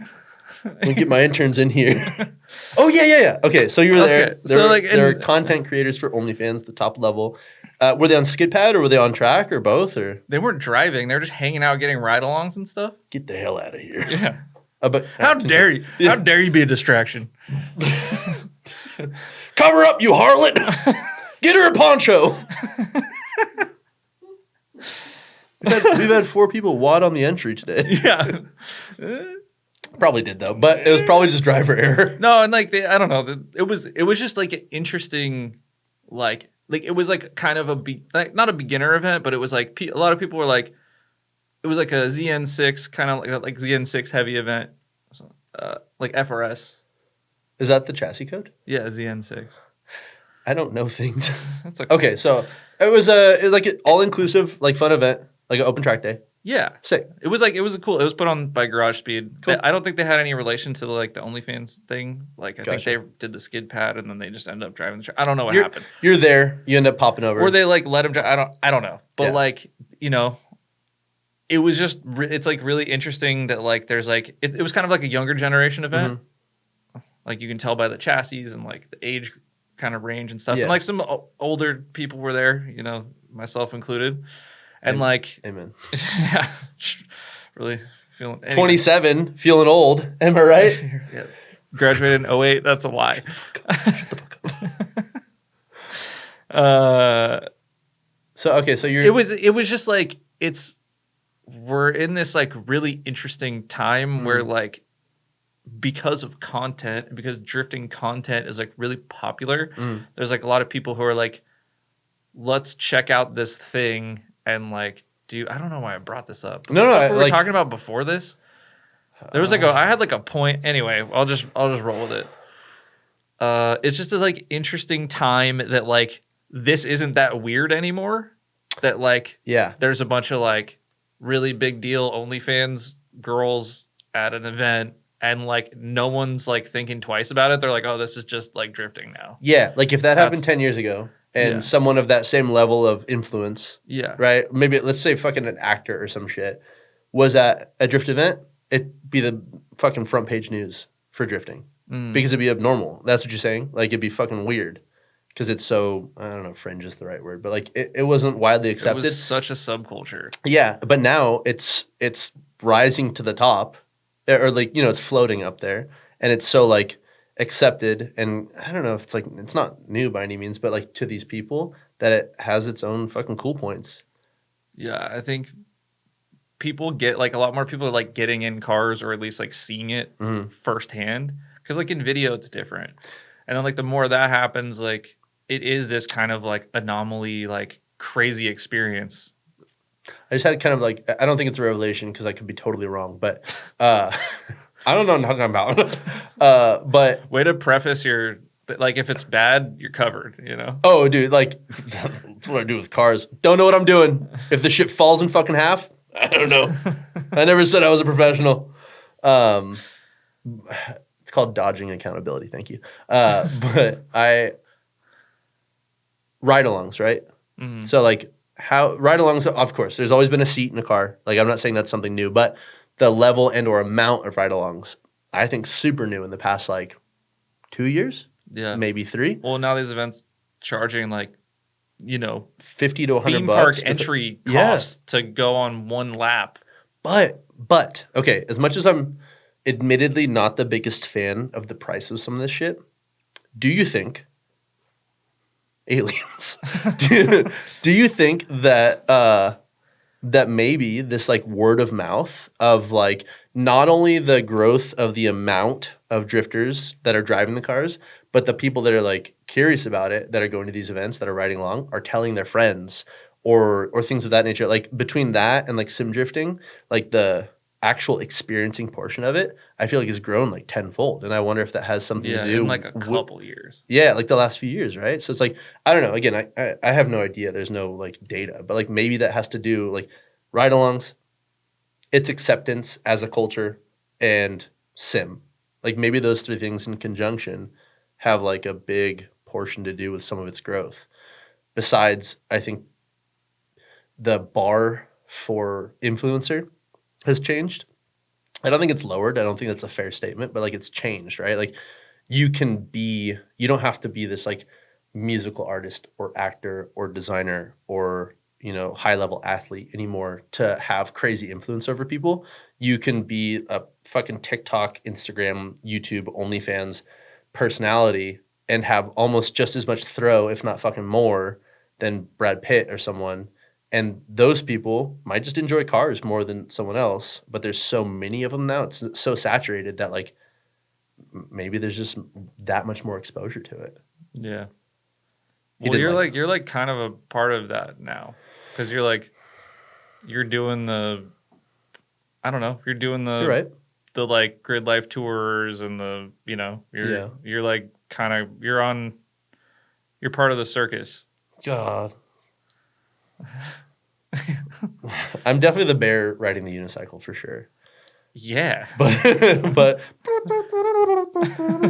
I see it for sure. Like, imagine it, me on a unicycle. Have you ever ridden a unicycle? No, I think I'd fuck up. I used to BMX back in the day, so like I'm okay on two wheels. Yeah. But dude, one wheel. Can we talk about the BMX and drifting conspiracy? Oh, yeah. How literally anyone and everyone that's a YouTuber that is into some kind of automotive is, your words, a washed up old BMXer. Whoa. My words. I'm just kidding. But yeah, like it used to BMX, or at least some action sport. But like everyone that I know that I've met that's a fucking YouTuber that is into drifting did BMX. Yeah. It's kind of wild. That's pretty crazy. It's like, I want to say there's like, something that just works, I guess. It's like 80 or 90%. Yeah. Like everyone, I won't even list them. All the people that you're thinking about right now in your head, they used to BMX. Maybe they had a YouTube because of it. Maybe they didn't. But like that's what they did was BMX. And it's like, it's now flowed to where like almost all of those people either are into cars or drift and make content. Yeah. Because of it. It's crazy. Yeah. I used to BMX. Gary used to even BMX. Gary King.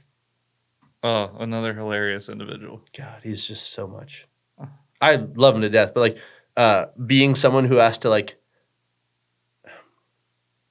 step up to the fucking plate when you're around him. Yeah. Dude, he's a workout. Yeah. He's a workout. Yeah. I'm like, I kind of got it. I can banter. Like you saying your nice things about. Bantering with Gary's tough, Get fucked, you're done. I don't care who you are.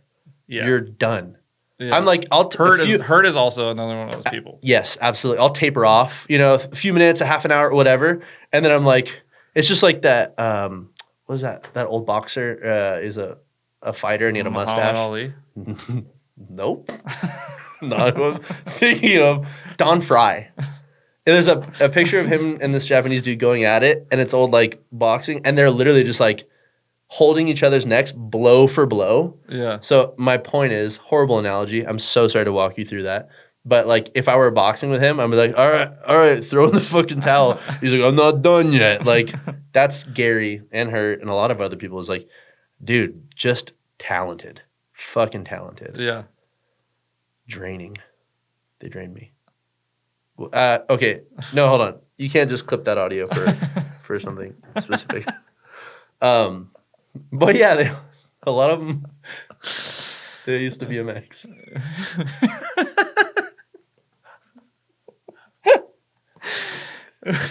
I'm never getting invited on any other podcast. Yeah, no, you definitely ever are. again. Which is fine, because this is the only one I will fucking do. Yeah, fuck yeah. Damn right. Support your friends. Please do. Always support the homies. Unless you're talking shit about them being washed up BMX people. Look, it was a joke. Yeah. No, but it's kind of. I mean, they're not. They still ride. And stuff. Yeah, a lot of them. They're still better than a lot of other people, but they just chose a different path. Yeah. Or got tired of it, or got injured, whatever it may be. But I do think there's I think BMX people do really well in drifting. Yeah, I don't know what it is. Yeah. Well, I think you learn I don't know. You're like sliding rubber on asphalt or concrete. True. For decades. Yeah. Yeah, like the coordination for sure. I feel coordination. Like you're translate. Like learning grip. Like yeah. I can see that. They have rubber and then like tires. when you skip your tire out and stuff too. Yeah, exactly. Like skateboarding is like a totally different. Like I don't know. You're like learning like tire slip and stuff. I don't know. I didn't ride. I feel BMX. That. I like locked up some brakes on BMX bikes and shit, but I didn't ride honestly, BMX. Is there a video? Start a channel, dog. That's the prerequisite. Prerequisite? That's the prerequisite. Dude, someone teach me how to talk. I had a free agent like dirt BMX bike. I didn't have like a street BMX bike. I was too chicken to ride BMX at the skate park. I skateboarded. I was definitely a lot more of the street. Like I would J-hop and bunny hop a bunch of shit and like ride terrain that wasn't supposed to be ridden. I couldn't bunny hop. I think that's why I sucked at BMX. I didn't have the upper body strength. Yep. And I was like really heavy because I was like 6'3" when I was like 10, 11 years old. I think like 13 I was like 5'10". Jesus. Yeah, I was like always tall.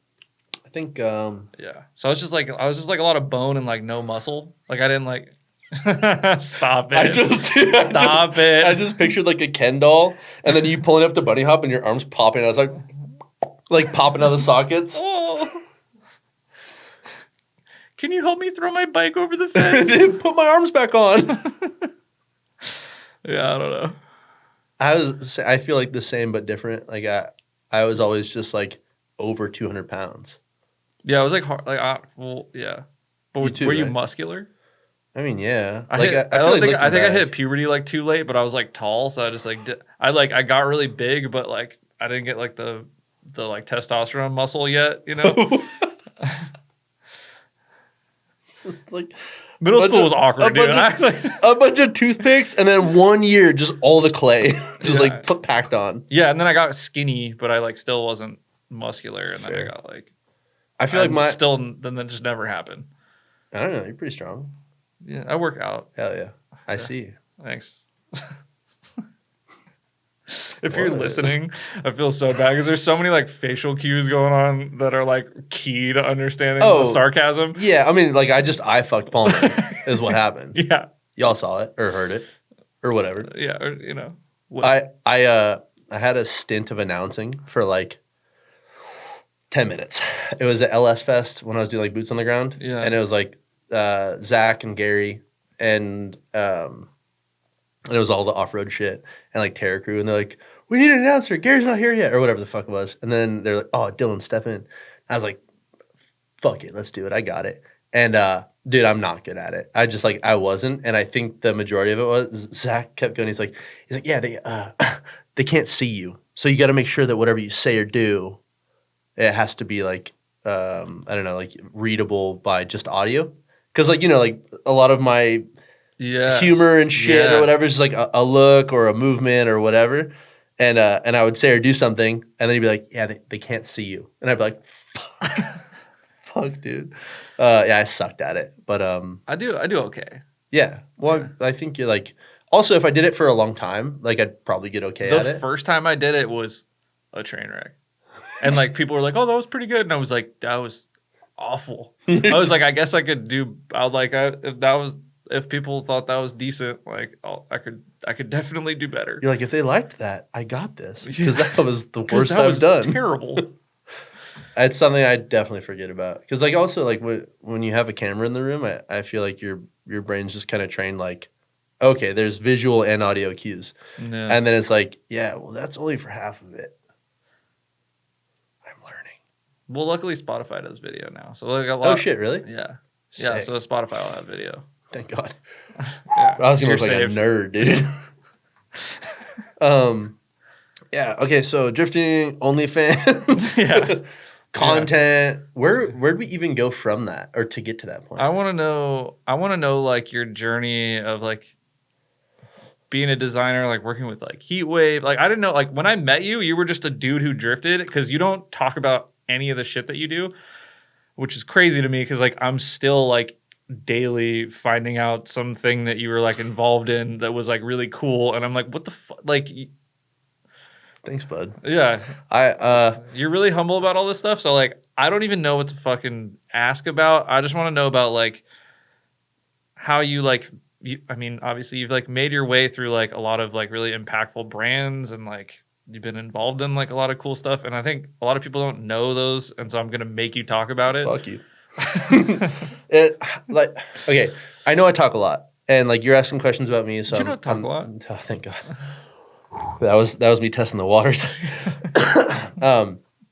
It's I don't know. Like I struggle with like talking about myself or presenting myself like day in, day out, right? Because like this day and age, and I'll just try and make this short, but like to get somewhere or fast track, like utilize the tools you have at hand. So like TikTok, YouTube, Instagram, content, blah, blah, blah. It's like you should, and I want to implore everyone to do this, promote yourself, talk about yourself, show the things you do. Like this is me telling you that.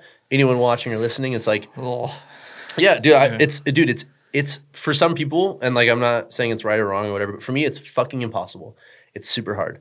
I always feel like I envisioned that I played a smaller role than I did, or that like Matt's thing, right? Like I don't want to be here like I did Matt's livery, and then like my worst fear is him being like, bitch, no, you didn't, or whatever, right? Like it's just I want to be totally transparent and honest with it. So it's like that stuff is really hard for me. So Instagram has always been really hard for me.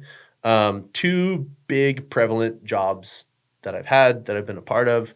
And like, you know, I want to say I helped with branding or whatever, but it's like designing and creative direction or whatever it's hard to put a name on it. Cause like you're just in a room with your friend and you're fucking around with ideas and you're thinking about cool shit, or you're like, oh dude, I saw this, or he's doing the same thing. And so it's like, I want to give credit where it's due and, or not take it away or whatever. Right. I'm not gonna be like, I was the brand director for blah, blah, blah. Yeah. For, like, it's not a resume. Yeah. It's like when you're close with friends, you guys just design, create, and do cool shit together. And then you are inspired by each other and what's around in your life and whatever. But so it's I guess to put a pin in the last part, it's like, it's really hard for me to promote what I do. It's hard for me to talk about it. Like, I think this will be the first time ever that anyone's ever heard that I've did that shit back in the day. Like you and maybe 3 other people I've ever talked to it about.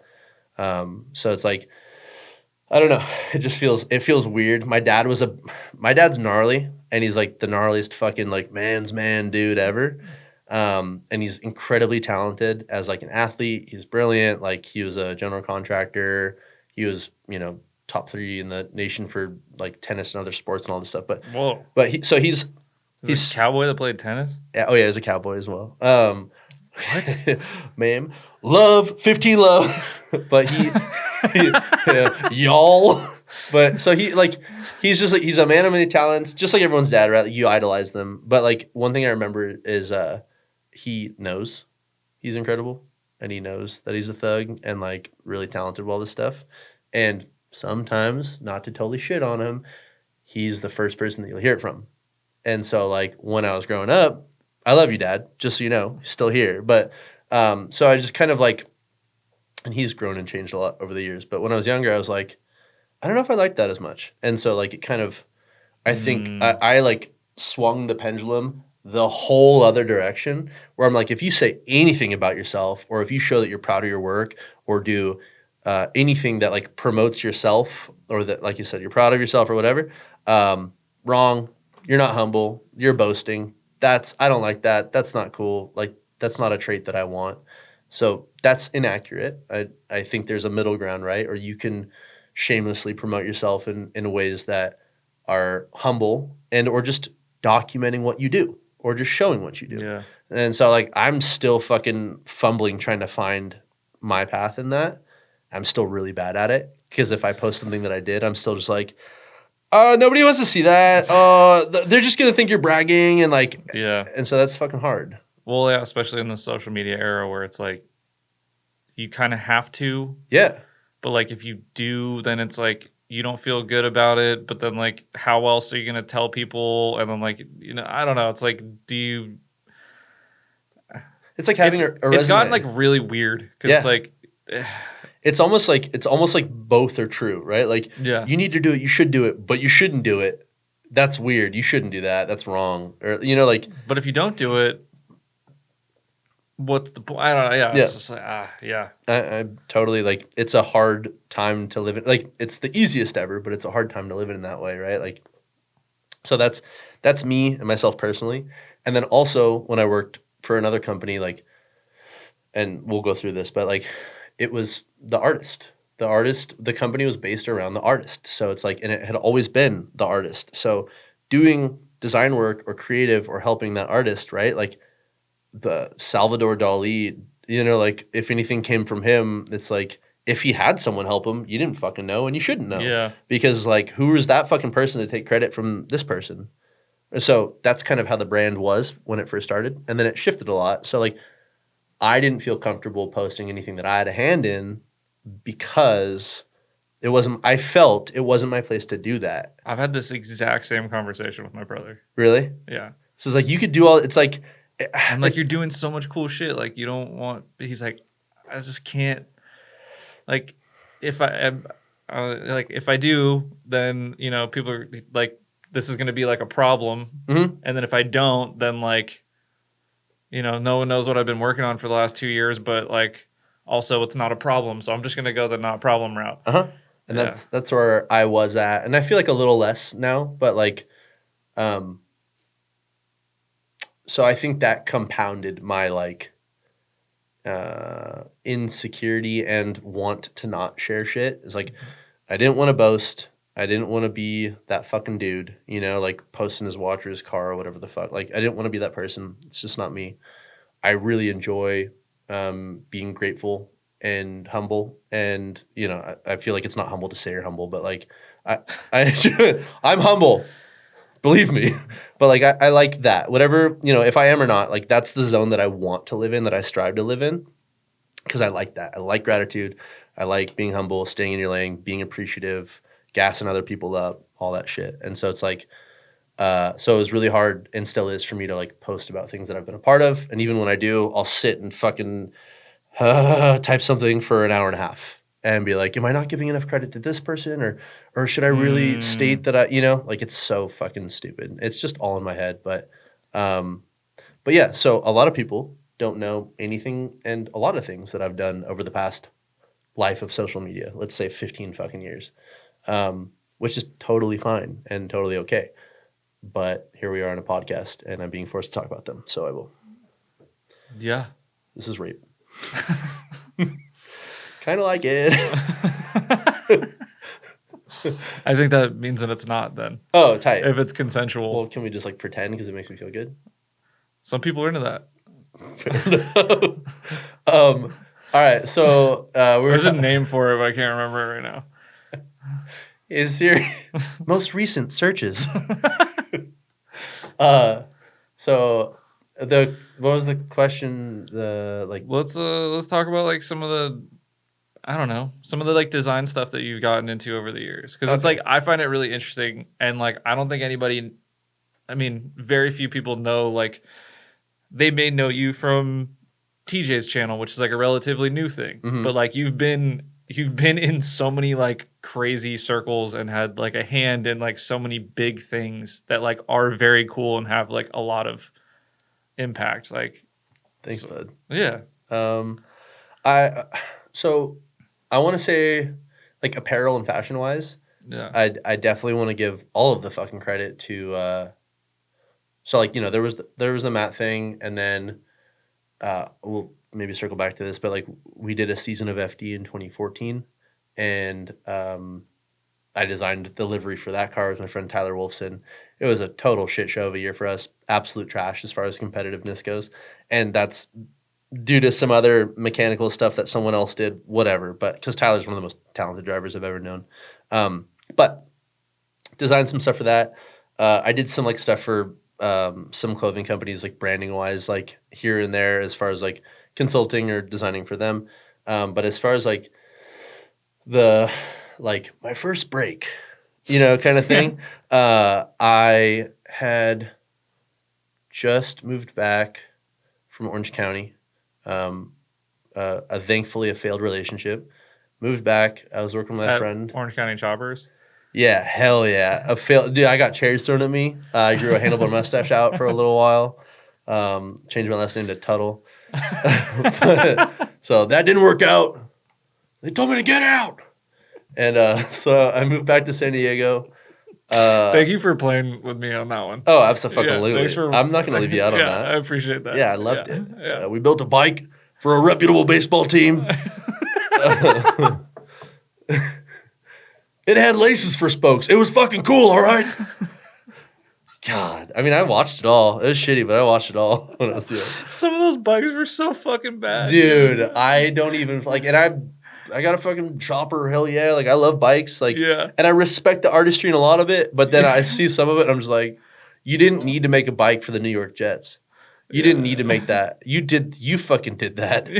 You did that. You fucking this is gonna be good for us. Yeah, someone thought not in the chopper community. Dude, I got greenlit. Someone greenlit that. Yeah. But I mean, we made $2 million building that bike. You're like, okay, build the bike. I'll build the fucking bike. Yeah, I'll build the bike. You want me to build that bike for you? Yeah. I'll build that fucking bike right now. So I moved back. I've had like 30 plus jobs or whatever the fuck, right? So like when I moved back, I was helping my friend. He had any of them hand? A lot of them were hand jobs. Handy man jobs. Hand for men jobs. Fuck. No, hold on, Ballman. Let me reset. Luckily, we're far enough into the podcast now where like anybody who like doesn't know you has probably stopped listening. So, Thank God. You're good. Yeah. Who the fuck? Get out of here. Click next. Ooh, Alexi. So I came back and a friend of mine had a shop that was a restoration shop for high-end old exotics and shit like that. Cool. So like Jaguar E-types, old Porsche, air-cooled Porsches, old Maseratis, Ferraris, whatever.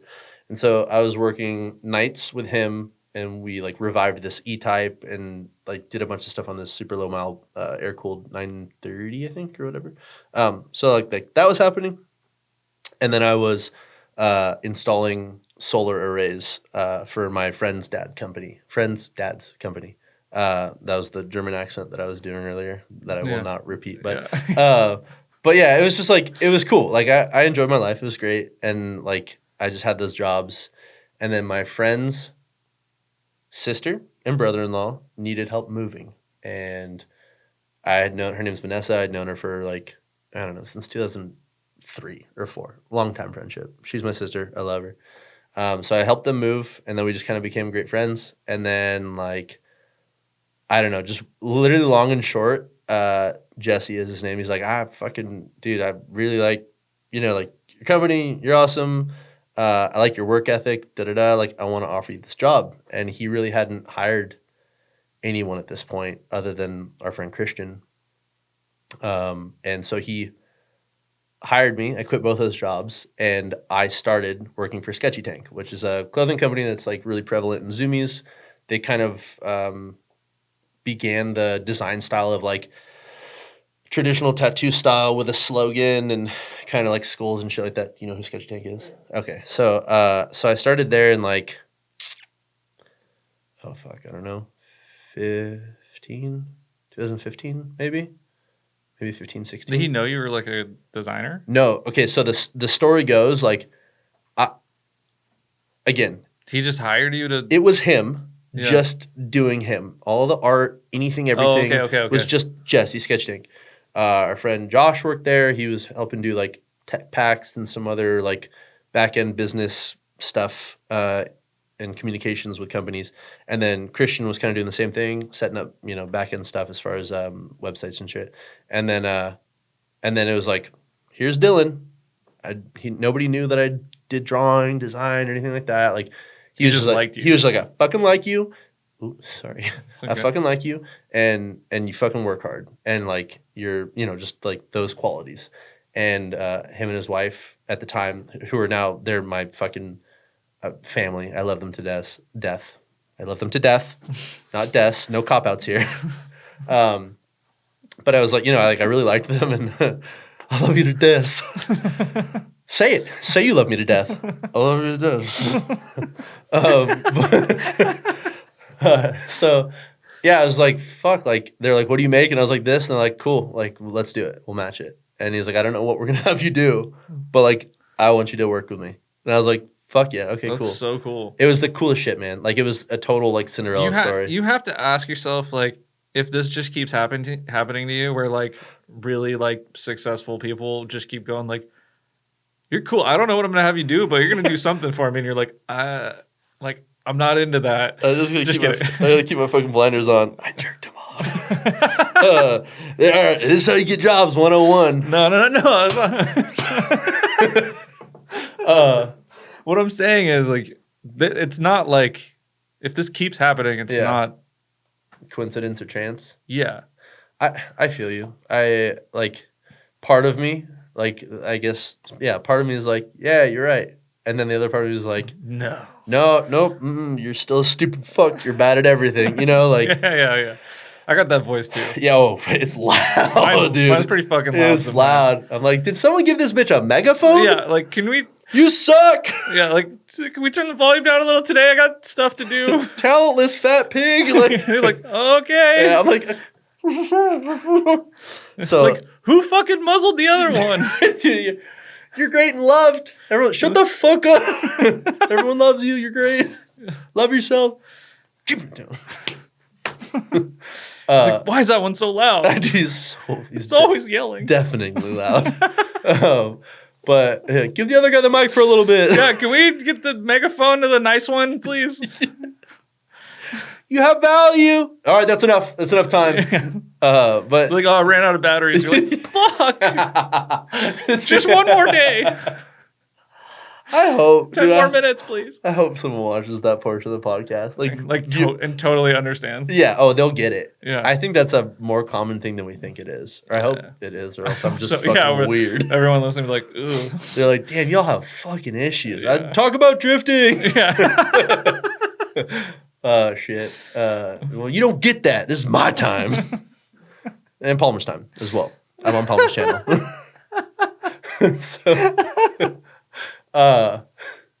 So like, it was a really cool opportunity. The fucking segue back to... So I got a job. Yeah. And horrible self-esteem issues.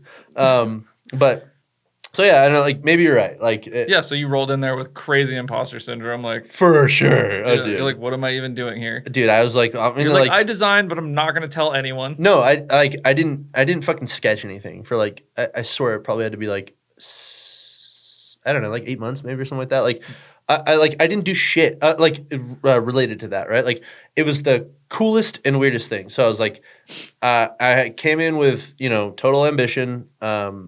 No expectations, but like, I was ready to fucking be a part of it, whatever it was. I loved the dude. I loved the dudes that I met. Like, it all started to grow, and I was just there to learn, whatever it was. I was there to fucking learn, man. And that's, I feel like, a lot of jobs that I've had, I'm like, oh, never done it. Let's do it. North Dakota, I wasn't a diesel technician. I wasn't a trailer fabricator. I never wired a trailer up before, but I was like, I'm not stupid. That's spit right there, sorry.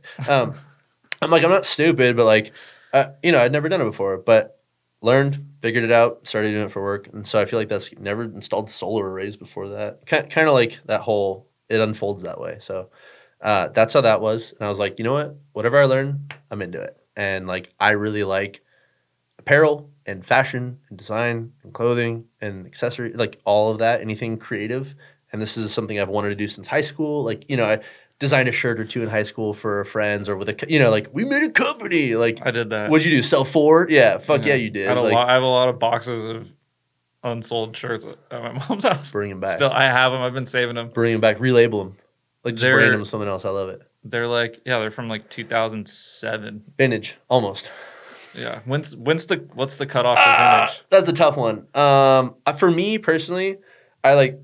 Pardon me. Like, what do you want from me? Spit it out. Yeah. For me, I feel like I'm gonna get shit for saying this, but I feel like 2000. Okay. 2000 and prior for me. Oh, like there's some Gen Z is just fucking on I fire know, right now. fucking keyboard warrior my ass, dude. DM me, Dillon Bjorn. Let's go. I fucking let's have arguments for days. I have the time. I'll make it. I'll fucking make it. I have some some old, like I have an Alan Jackson shirt that's like 2004, and I just I don't know, I lump it. I say it's vintage just because it's old enough. Yeah. But if you're gonna ask me, and I was on paper, I'd probably write down 2000. Okay. But generally I don't know, 05 and before. But then there's also some person that's gonna be 70s and previous is only yeah. But whatever, it's old shit. Yeah. It's just old shit. When they stop making stuff out of the country. Yeah, damn. When they sent that shit to Mexico, Yeah. it's actually Mexico has really good quality.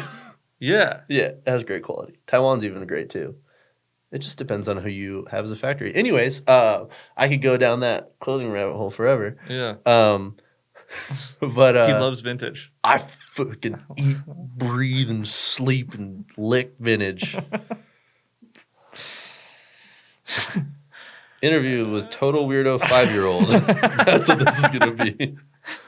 They're gonna be like, I don't even know what I just listened to. Totally fucked up daddy issue, doesn't drift much, weirdo 5-year-old. Drift podcast. Hell yeah. Yeah. That's both of us. That's all of us, dude. If you're listening, you're in the right spot. Yeah. He keeps awkwardly reverting to a southern accent too, and it's That's a bad why all one. the OnlyFans girls were at the drift event because they wanted to be around more people with daddy issues. I hated that laugh. That just came out of me. Dude, damn, there's so many of them in one space. I'd be like, I feel so at home right now. Yeah. You both sister. Getting like, you sweaty again. Yeah, me too. I know that what I just said could be clipped, and it's fine. No, they're all great. So how the job at Sketchy Tank? Sketchy Tank. Yeah. So when I first started, I was telling you, speaking of daddy issues, when I was first started there, I was they had just moved into an office. And I was telling you earlier about paintings and how you're oh, the fucking planning for the fence sucked. And I was like, oh yeah, you think that sucked? How about putting fucking 100 pictures up on a wall in a nice, what would you call that? Lineated pattern, equally spaced. Oh, Dillon doesn't also have fucking crippling OCD. Sure as shit. So that's off by a millimeter. I'm burning the whole place down. So my job started with he's yeah, I don't know, fuck it, we'll figure it out. He's you can deck the office out. So I was cool. He's I kind of want a bar there, and this and that. So I'm interior designing and planning this with him, not just by myself, but laying all this out. So I cover 2 of the windows. We make them cork boards so you can put the seasons up and all that shit. And then Jesse, I'm sorry for telling all your secrets. You put the seasons out so you can look at them when you have a clothing company. So I put all the seasons out, and then we mirrored, one-way mirrored all the fucking... Not seasons, not what you... Seasoning? What's a season? Cumin, spice, thyme.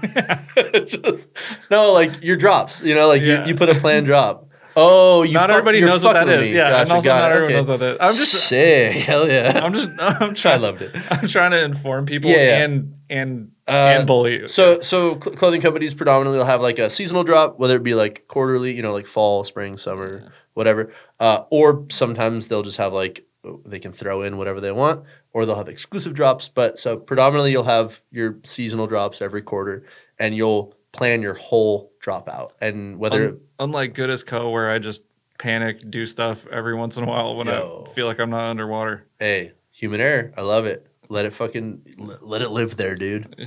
Let it be you. It's your brain. What do you mean? Yeah, you're hey, I made clothes. Buy this shit a week before. It'll be here soon. Yeah, kind of. Well, does it work? Your face was sick. I love that. Does it work? They're clothes with stuff on them that I sell. I spent a lot of time on the art.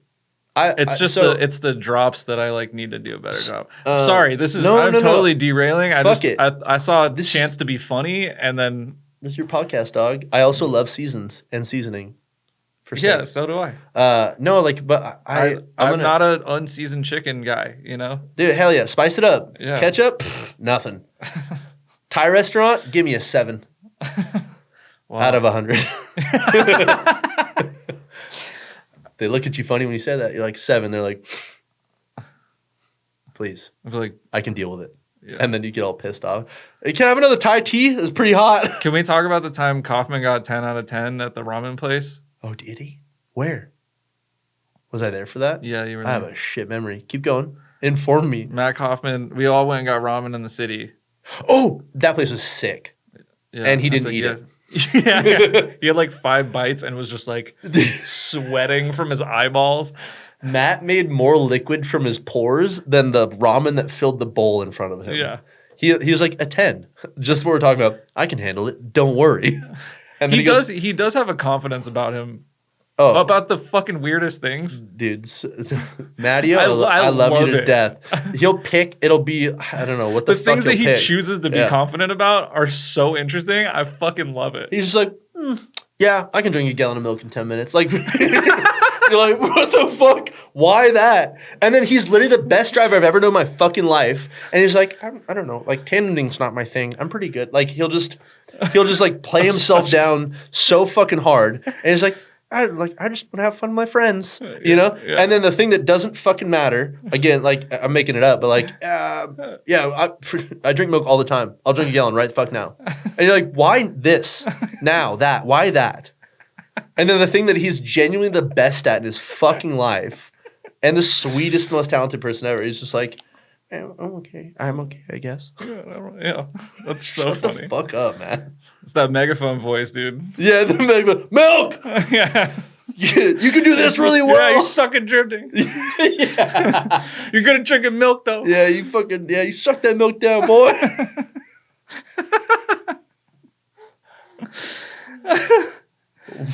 Dude, I'm sorry. I'm sorry That's for this podcast. Don't sorry apologize to me. Apologize to them. Yeah, I'm sorry for being me. I apologize.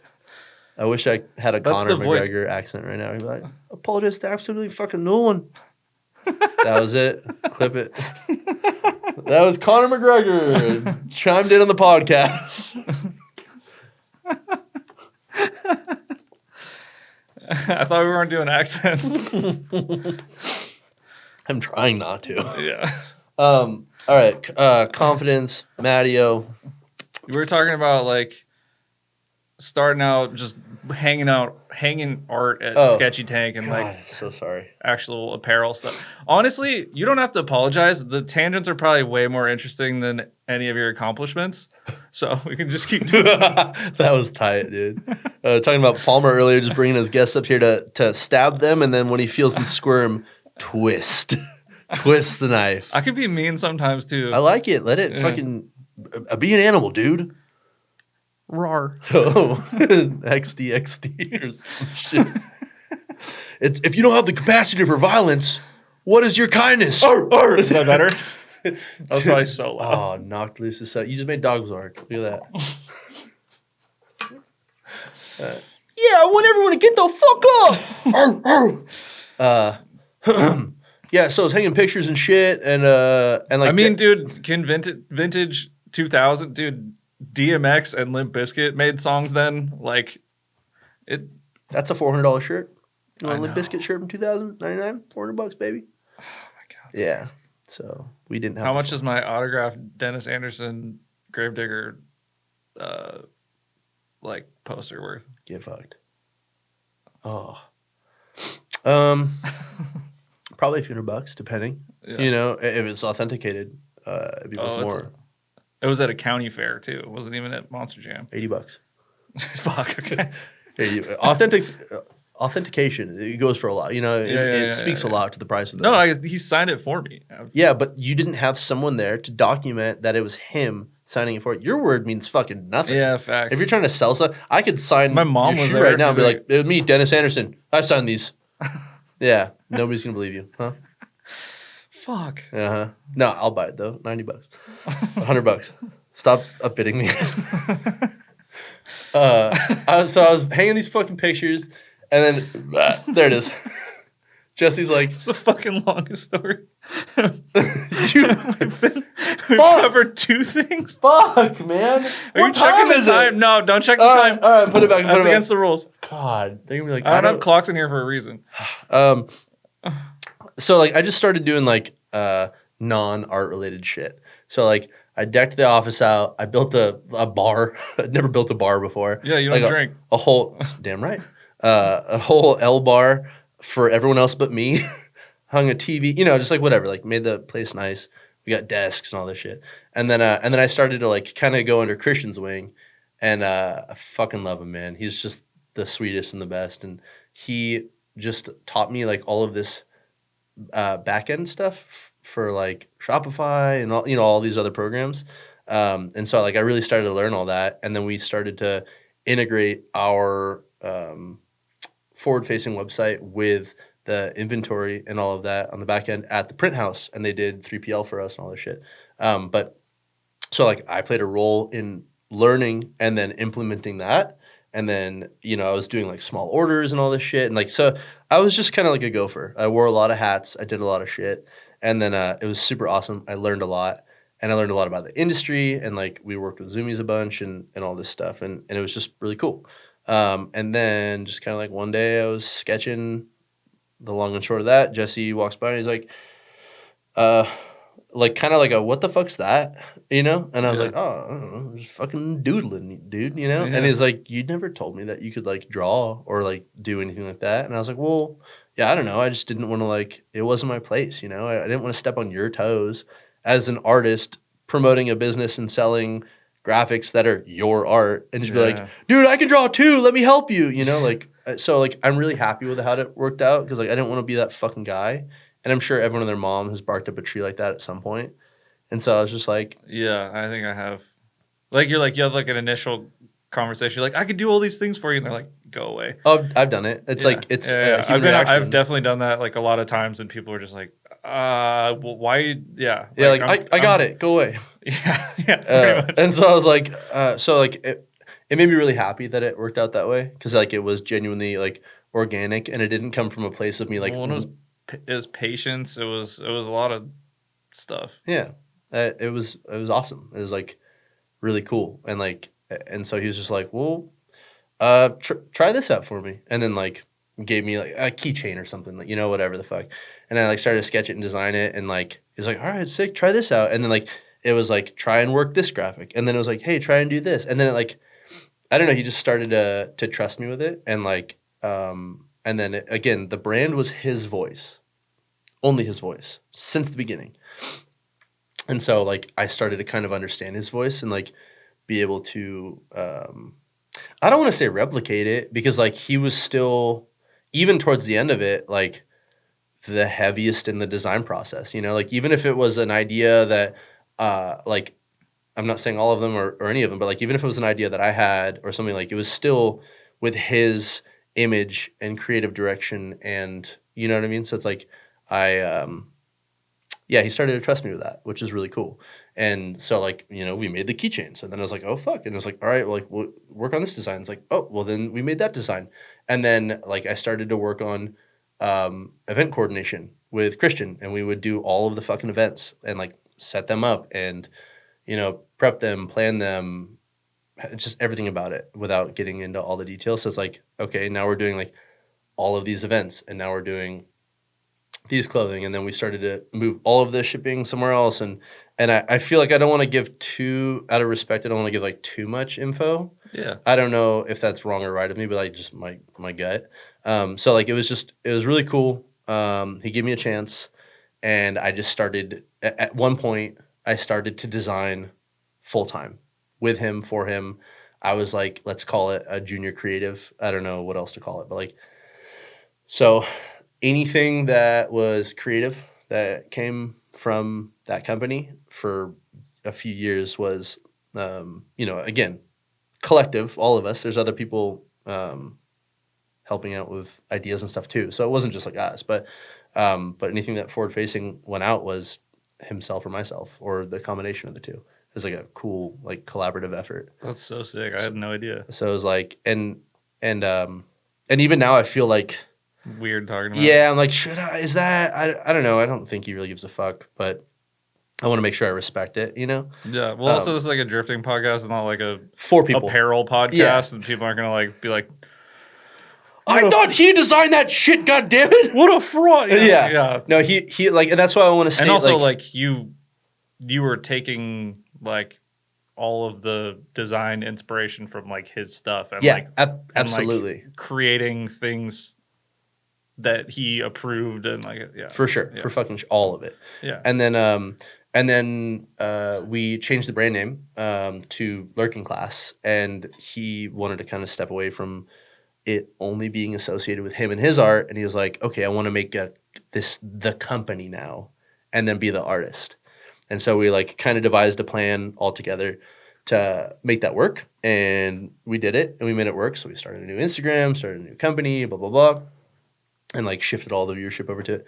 But then like I helped grow, you know, from 0 followers with him, ran that whole social campaign as well as the design and, you know, all this other stuff with him. Again, giving so much credit to him and what he built. But like I was really brought on to be a part of like that growth. And so like I learned. That's crazy. It was fucking, again, like same thing with Matt, right? Like why the fuck was I the guy to, you know, I'm fucking not, but like I was, and now it's got like 200 something thousand followers, you know, whatever. Like it grew, and it was sick to be a part of. And like I learned a lot. I had input and control over a lot. And then we started to do like cut and sew, and then like my design input started to grow, and like, you know, and since it wasn't so much just him, it was the brand.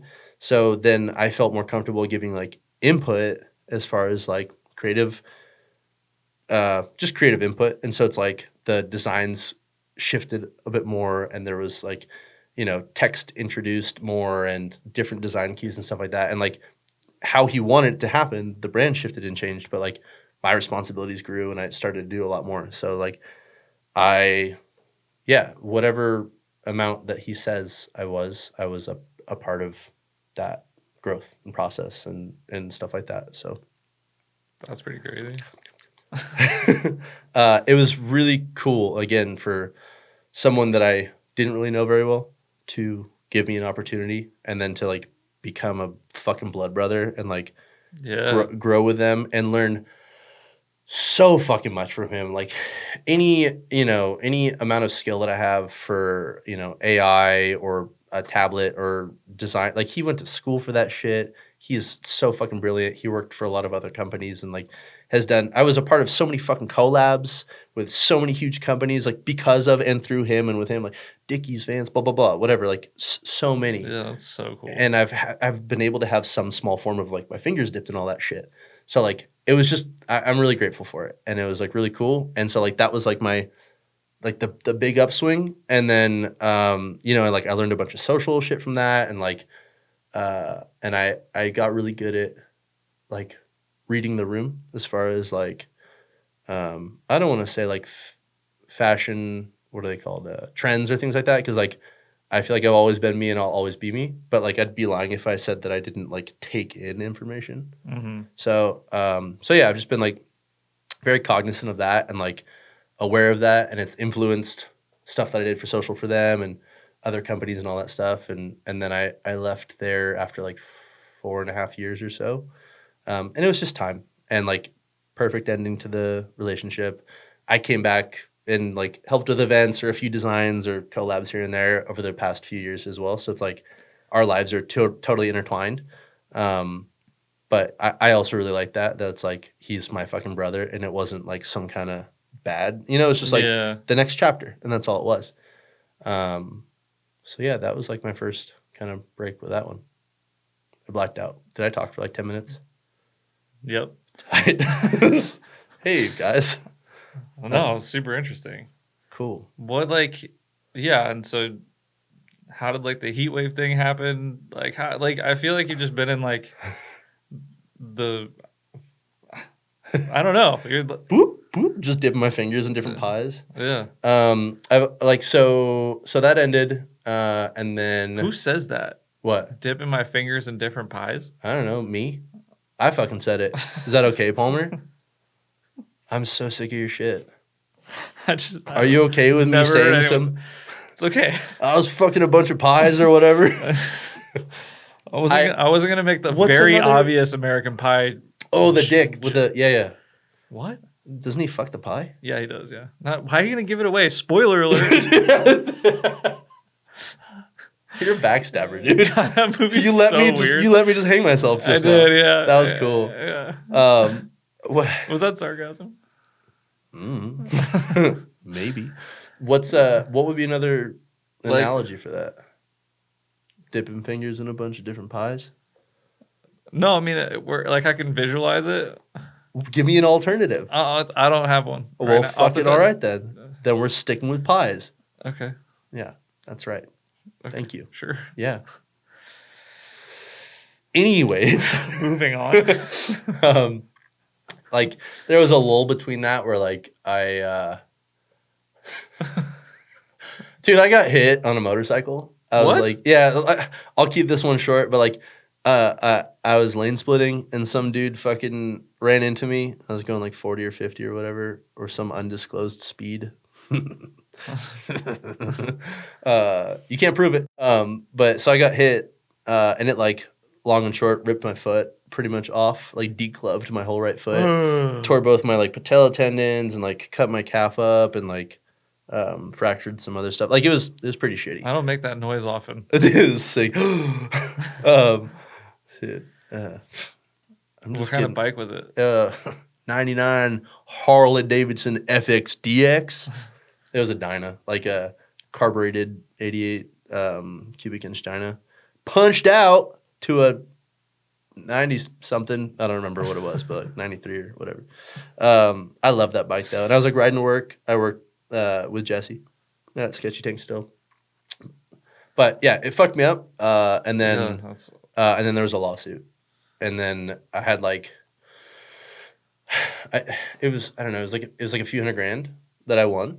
But my medical bills and my lawyer was like the majority of what I won.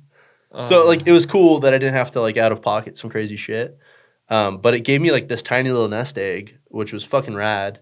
And so I like kept working for a while. The whole litigation shit took like, I don't know, like I want to say like 6 to 8 months or something like that. Like it was quite some while, but yeah, like they settled.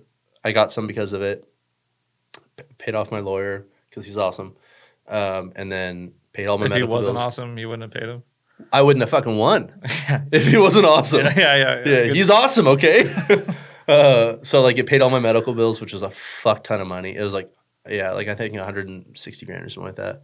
Fuck. But then I had a little bit left over, and it like kind of allowed me this like zone to. I also have not told like anybody that what I just told you. So enjoy that world, but it's not a secret. I don't care. Like you're saying, like I just don't talk about a lot of stuff. Yeah. But so I'm learning more doing this podcast with you than I fucking learned about you being friends for the last I don't know, 5 years. Damn right, 5 years, baby. But anyway, fuck. But I'm just sitting here in shock like the whole time. I'm I should just say something funny, but really I'm just in shock. Dude, throw it out there. Buttholes. I'm down. Well, no, okay. Cornhole. Hey, that was sick. That was a good interjection. I like that. Yeah. So I took a gap from like design stuff. I did like a few little things like Donut here and there, and like some other creative consulting for like other companies and shit like that, and like I made a little bit doing that. And then I just took I think like 6 or 7 months of like 50+ hour weeks helping Nick, Chris, Isenhower and their family kind of build Nick's truck. I don't know why. I know why, because it's sick. He's and fucking cool. They're just the fucking coolest dude, and they deserve everything. And I was like, you know what? I want to spend time with my friends. This is awesome. I have skills enough to do things that they need me to do. I'm also going to learn from it. And it was just like a fucking beautiful ass half a year. So it's such a sick fucking build, dude. I'll take my appreciation for my small percentage, but like, dude, Everson Fab, who built the truck, like the tube chassis, and then just like those boys, like a bunch of just fucking garage backyard boys building that shit, steel cap door slammer, like Winnemit 400 and all that shit. Like, fuck yeah, coolest shit. Yeah. So like I was a part of that, which was awesome, and I like effectively did that for work for like it wasn't work, but like hung out with my friends. And then time came to like into the Heatwave thing. I had been going to like races and exhibitions and stuff like that, like testing and whatever, and like I became friends with their friends, and I met I had known a lot of them from friendships prior, but like Darren, Blake, Justin, and all of them, like through those boys. My boss showed me the Blake like video where he's like just doing crazy shit in San Diego. Oh, Urban Assault? Yeah. Like the OG one? Yeah. Like when that dropped, my boss at my like last I don't know, this must have been like 10 years ago or something. He's like, this is the coolest shit I've ever seen, and like sent it to the like work like group chat. It was like one of the small group chats, and I was like I don't know anything about off-road stuff or any of that, but I was like, this is really cool. Like this is like yeah. It was, dude, it was those you wanted from me? Yeah, it was. That's what I've been waiting for. You said let it out, dude. Burp podcast. Burp ASMR.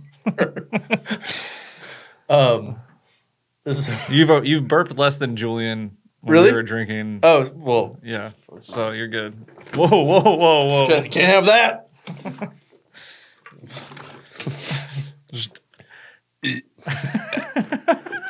Laura is just like, Laura's over there with fuck headphones on, having to listen to the burps. It's the funniest thing.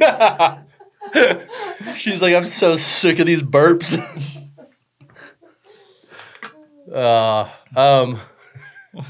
So what the fuck?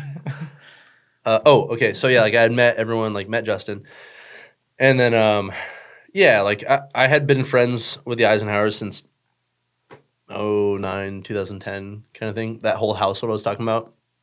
And when I came back from North Dakota, like I helped with the truck a little bit here and there, and like went to fireworks and some races, and like like was in that world a little bit, and then like stepped back out, whatever. We'd always been friends, but like really dove in when we built T2, and then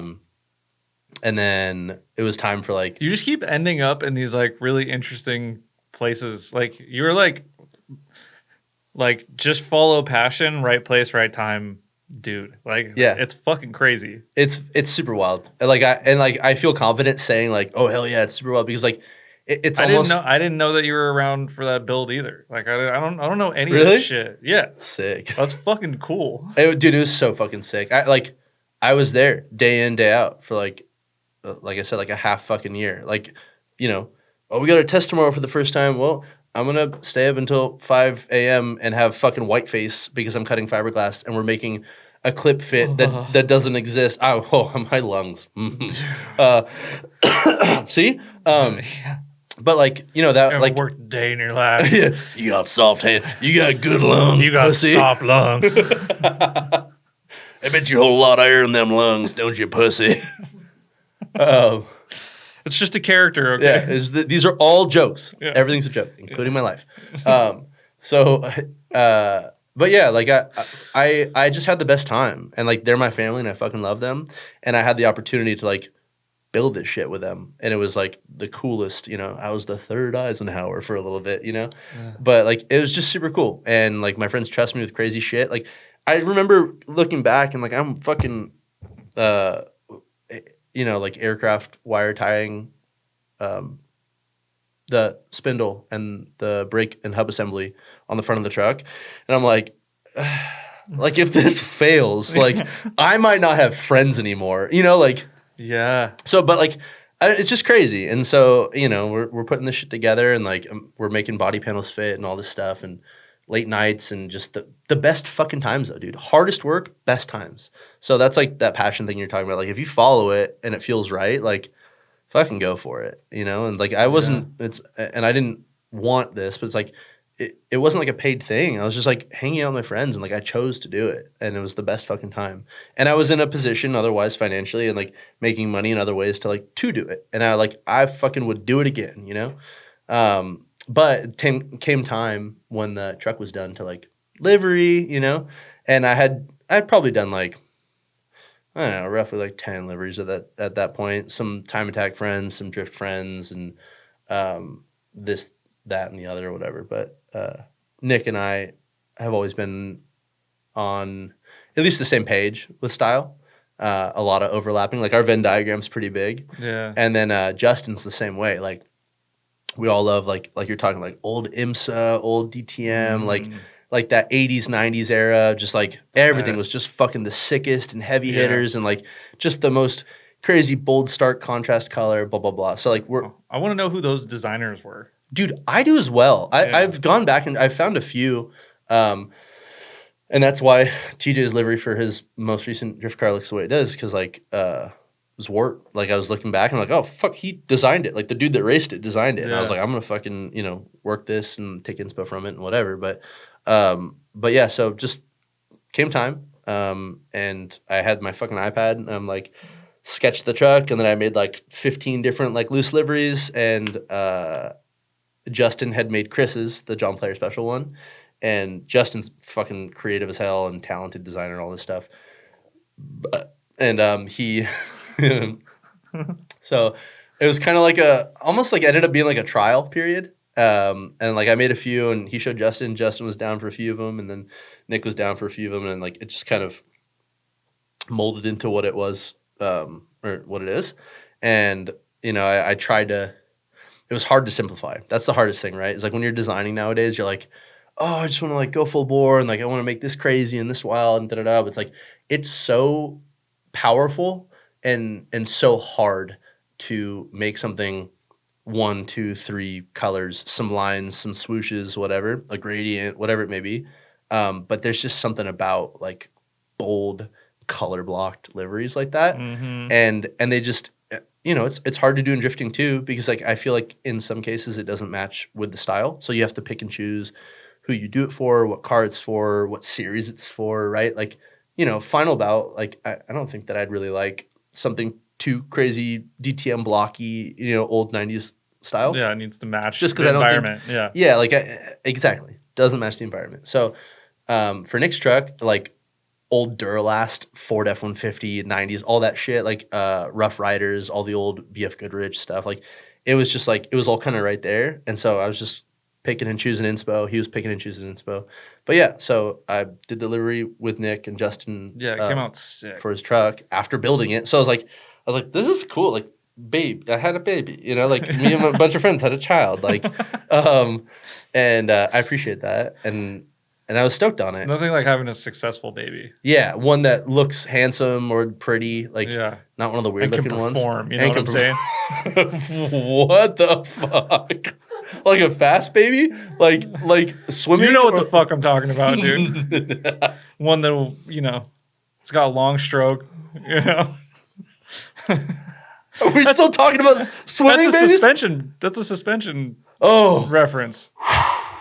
Thank God, Palmer. Long travel, Oh, okay. Yeah, having a good baby that can go fast over bumps. Yeah. Long travel.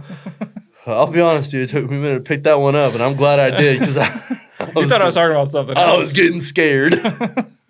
Where is this going? Yeah, where's this fucking pretty baby combo going? Good performing baby. Let's see where it goes. Hey, I'm gonna let this one play out, Cotton. But like babies grow up and perform. It's not like that. It's like you don't like have the baby and then it like competes in the Olympics. Like what I mean? That was I wasn't talking about like a baby with long stroke. That'd be weird. Yeah, it would be weird. Yeah. Anyway. Hell yeah, trucks, am I right? Yeah. Babies, trucks, interchangeable. Suspension travel. Suspension travel. Very cool. Very cool. So I did that, and then you were worried you were going to ruin the podcast? Fuck, man. I'm doing it. Self-deprecation. I'm doing it for you. This is you. Just so everyone knows, I'm pointing a gun at Palmer like it's me. Yeah. I'm turning around. I'm pointing it at myself. So like that was super sick. And then Justin just does, like, he's got a really awesome team now. But at the point, like, for how big they were, a pretty small team, especially on like the creative end. And so he's just like, has been, is, always will be drowning. But yeah, so it was just kind of like, hey, I need someone, and it seems as if you can fucking do this stuff, and you've done it before. You want to fucking join on? And they're in Gilroy, so I was like, I'm super fucking down to do this, again, I'm not going to give myself some title because I wasn't the creative director for blah, blah, blah, but like I designed with Justin. And Justin is Heatwave. Mm-hmm. Yeah, Justin and Doug and their whole fucking beautiful team over there. Like, dude, when I tell you that like everyone's fucking awesome there, like a fucking family and the best place I've ever worked and like, dude, Heatwave fucks. They fuck so hard. They're just the best. Like I can't speak highly enough. Like not a bad moment. They have long travel. Dude, long travel for sure. Deep. They travel deep. But so it's like, dude, yeah, like I worked remote from home. I'd fly up there every, I don't know, 2 weeks for like 3 or 4 days. We'd have like a fucking powwow and we would just do like, like branding, social, cut and sew, eyewear, apparel. Like we would just, anything creative, like we would just do it together. And so like a lot of products, a lot of drops, a lot of, whatever, social, maybe growth, I don't know, whatever, all of it. Like I was a part of for like a little over 2 years. And then the whole women's eyewear portion of it, like that was, again, all credit to fucking Justin. He's like, hey, I want to start checking some boxes, doing this, and that. And he's like, you think you can tackle this? And so collaboratively, we would just fucking made the women's eyewear. Like I'd never designed fucking, same thing you're talking about. I hadn't designed sunglasses before. I hadn't done that shit. But like, wake up, babe! The fucking Heatwave ladies line just dropped. Holy shit! Yeah, it was wild. So it's like, did you just take everything they made and made it like a little narrower, and a little shorter? I'm a really great designer. I'm just like click reducing stuff only width by 20%. Women's WIMNZ.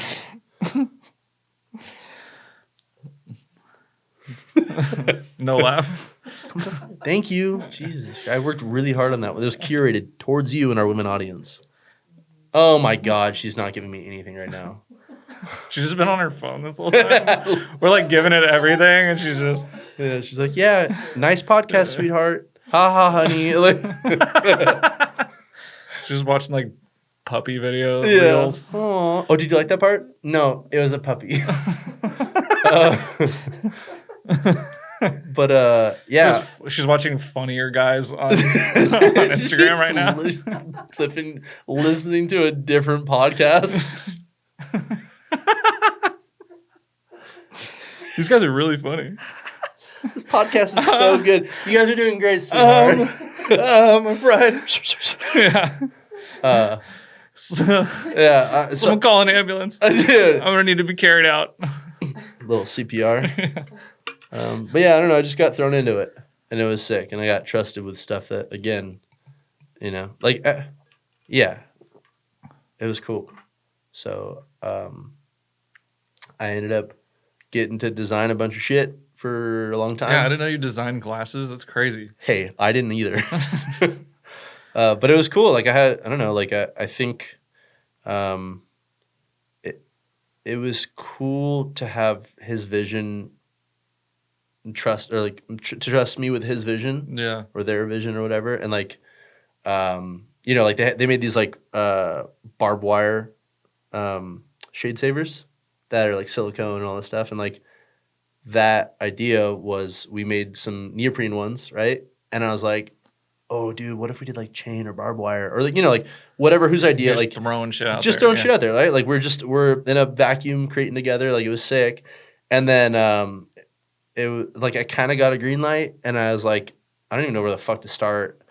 So like, do you know what I mean? Like I don't fucking know. I've never made silicone like molded 3D designed whatever the fuck. So I took soldering wire and I wrapped it around sunglasses, and then I hand twisted soldering wire, and then I hand twisted like wrapping a coil for a fucking like vape or some shit, because that's one of the tutorials that I looked up, like how to wrap a spring or a coil. So I'm like wrapping these coils with the 2 prongs and like crimping it every 1 inch on the solder. So I'm like hand making this barbed wire shade saver out of solder. And then I'm like, oh, I made it. And everyone was like, hell yeah, cool. And then they're like, all right, like, time to figure out production. I'm just like, You're like, cool. oh, Sick. That's on me too. Got it. Like, not to take away from them, but I'm like, it's my fucking job, right? Like, I for both companies, I did a lot of like production and production sourcing as well. But so, anyways, I hit up my friend Chris, who does CAD work for Part Shop Max.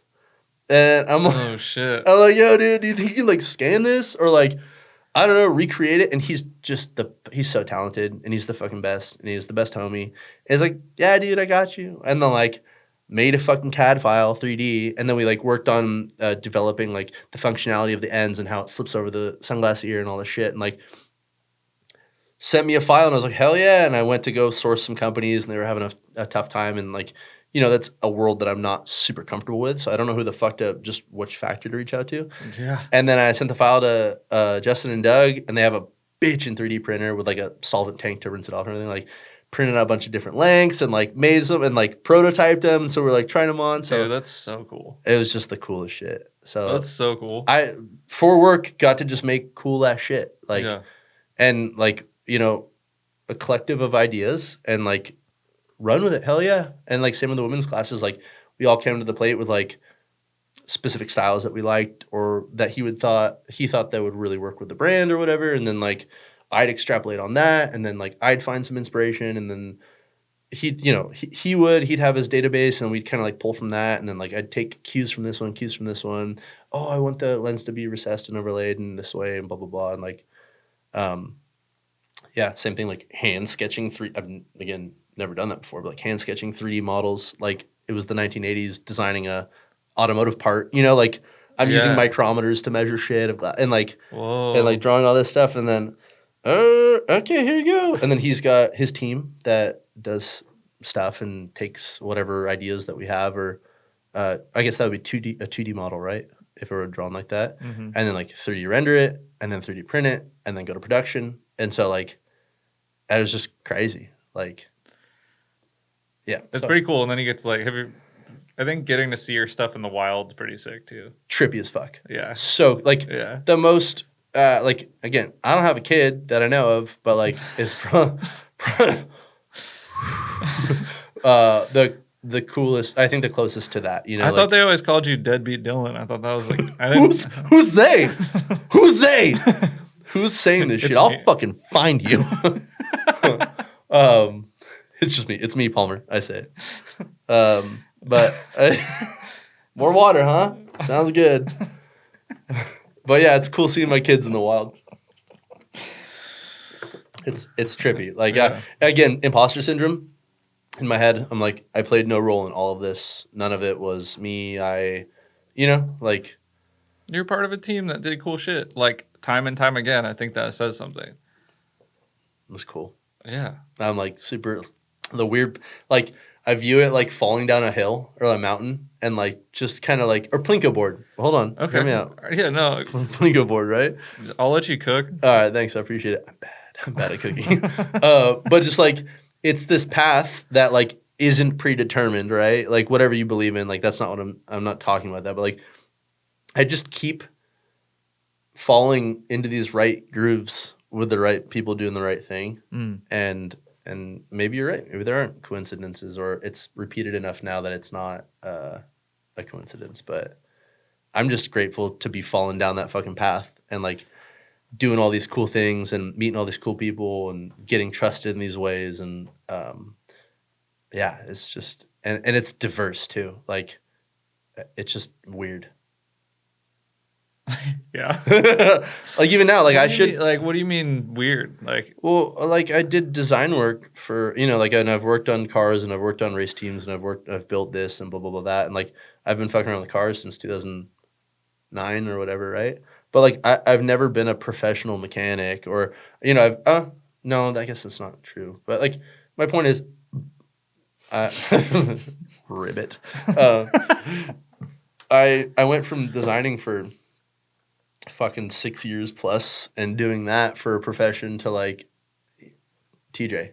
Yeah, that's such a crazy transition. To like full right turn. Like, well, yeah, but I mean, even It's not a full right turn because it's like you've always been involved in people who are doing stuff that other people want to be a part of. Like I feel like Heatwave is like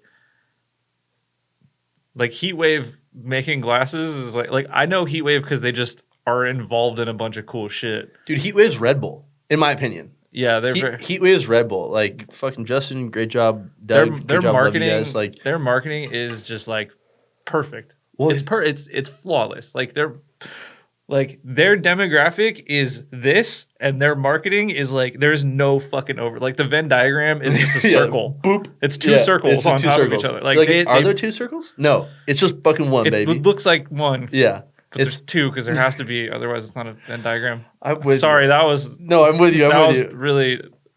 I don't want to say it. There's two of them. You can't say there's just one. I'll lose sleep.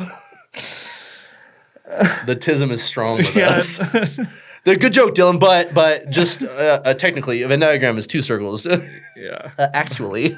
Yeah. I don't know why I fought that one. I loved it, honestly. I had to die on that. Fucking do you. I had to die on that hill. That sword was sharp. King of the Venn diagram hill. God damn it, Dillon. Who the hell took my tap and die?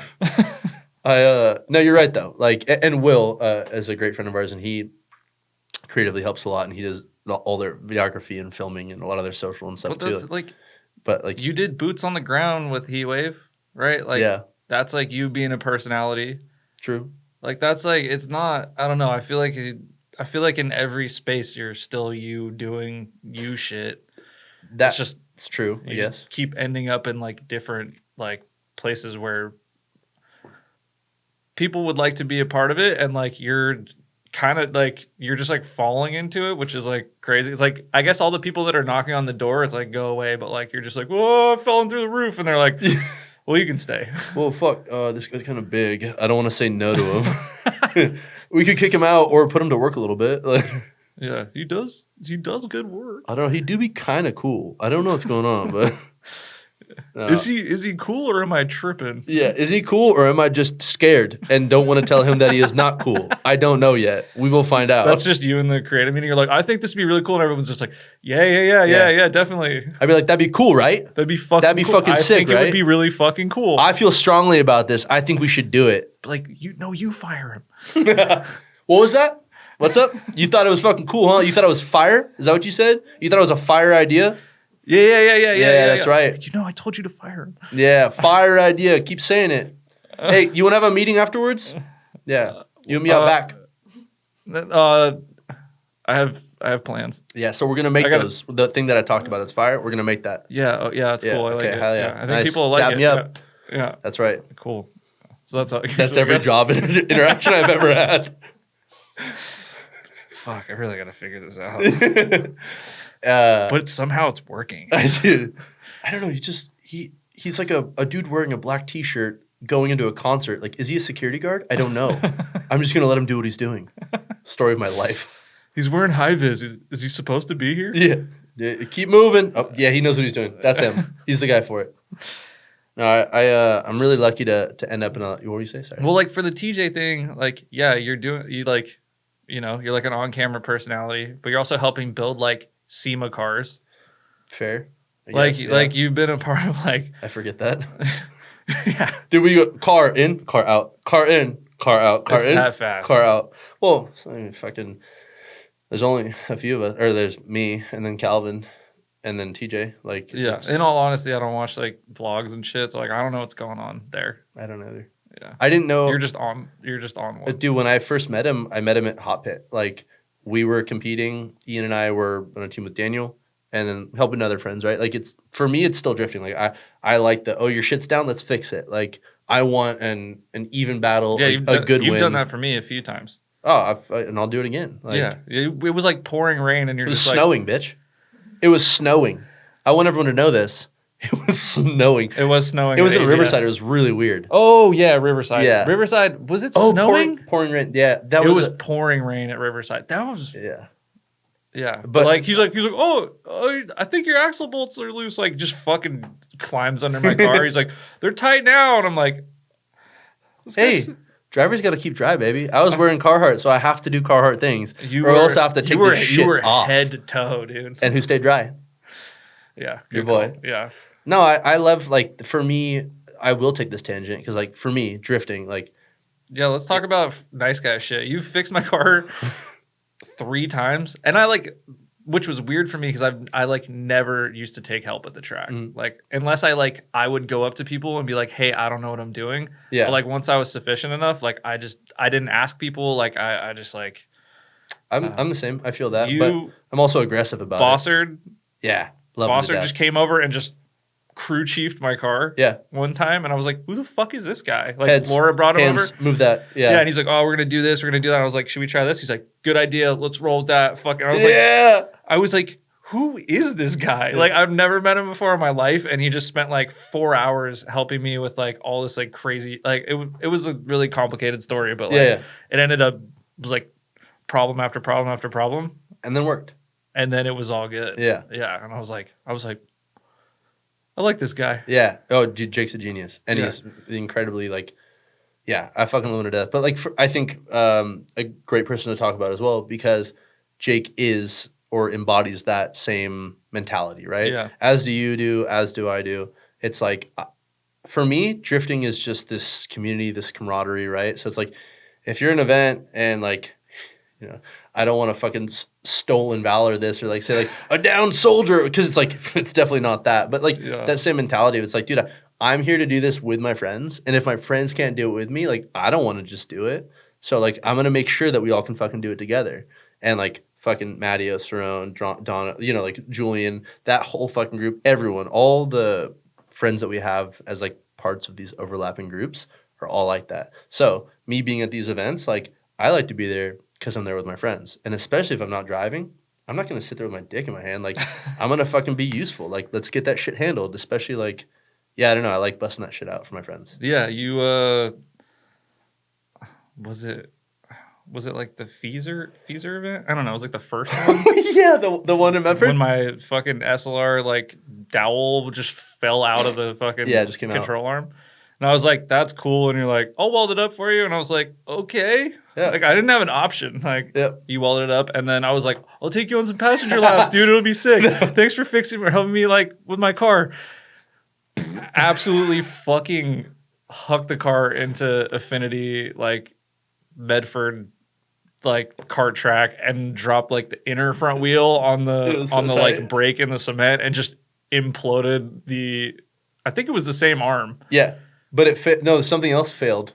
No, the welds held. Yeah, that's right. The welds were good. That's right. The arm just tacoed. Yeah, the arm tacoed. I remember it bending. The arm tacoed and a wheel. I think you fucked a wheel. Oh, yeah, exploded a wheel. Yeah, for sure. And I was like, we got off track, and I was like, oh, fuck. And I finished the entry. Hell yeah, you did. That was actually really cool. Yeah. I was pretty proud of that. It was tight. And I was like, ooh, helmet on. Just like, ooh. Yeah, we were hyped. Just hyped. Just like. I think we were both like slapping the dash. Damn right. That's like how you know like drifting's sick. And that happened when we fixed your car the other time at Drift Week at Adams Motorsport Park. Yeah. You had a bitchin' backy entry. It was like so sick. We were both just freaking out. I think you also totally fucking hit the interclip at one point, once or twice. I did, yeah. We both get so hyped.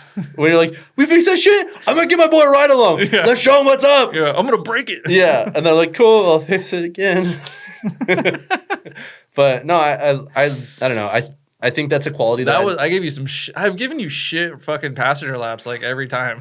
There were some good It's because I'm always trying to show off for you. I don't know why. I've said this. I was like, I just want Dillon to like me. I'm gonna fucking drive extra hard on him. I just like explode my car. Palmer, I love you. I love you too, dude. Yeah, you don't have to fucking get me to like you. I love you. All right, cool. I'll drive like 9/10 next time so you can actually enjoy it it would be kind of tight. No, Palmer, like before I even knew you, your red car was fucking has always been huge inspiration for me. Oh, stop it! No, God, dead serious. I know.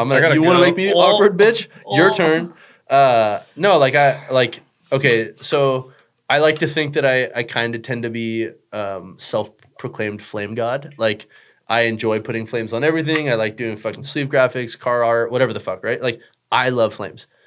Same. Your car had that shit way before I did, and I remember it, and I'm sure I was either consciously or subconsciously inspired, at least in cars, and like the red on red and the big VSKFs and all that shit. Like, yeah, I remember because I fucking love Ghost Flames, dude. So fucking tight, dude. I love Ghost Flames. That my S13 had white.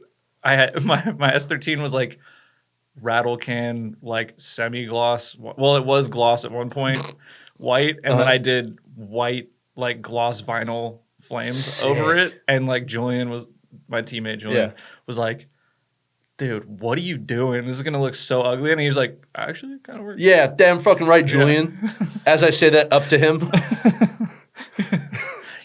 Yeah, that's right. Flames are cool. Palmer's got great style. No, he liked it. I know.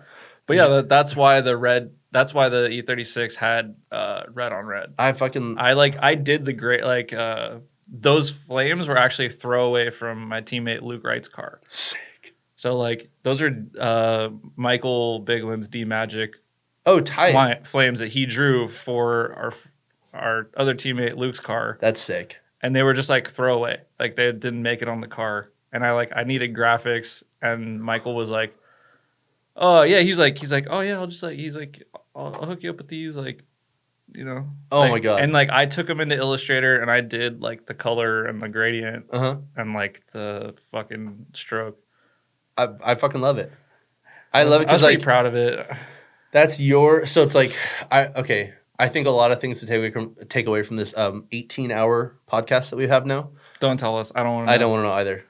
Because Palmer's not done talking yet. He's been talking quite a bit, and he's got a little bit left in him. I have more that I want to talk to you about. I don't care. Yeah.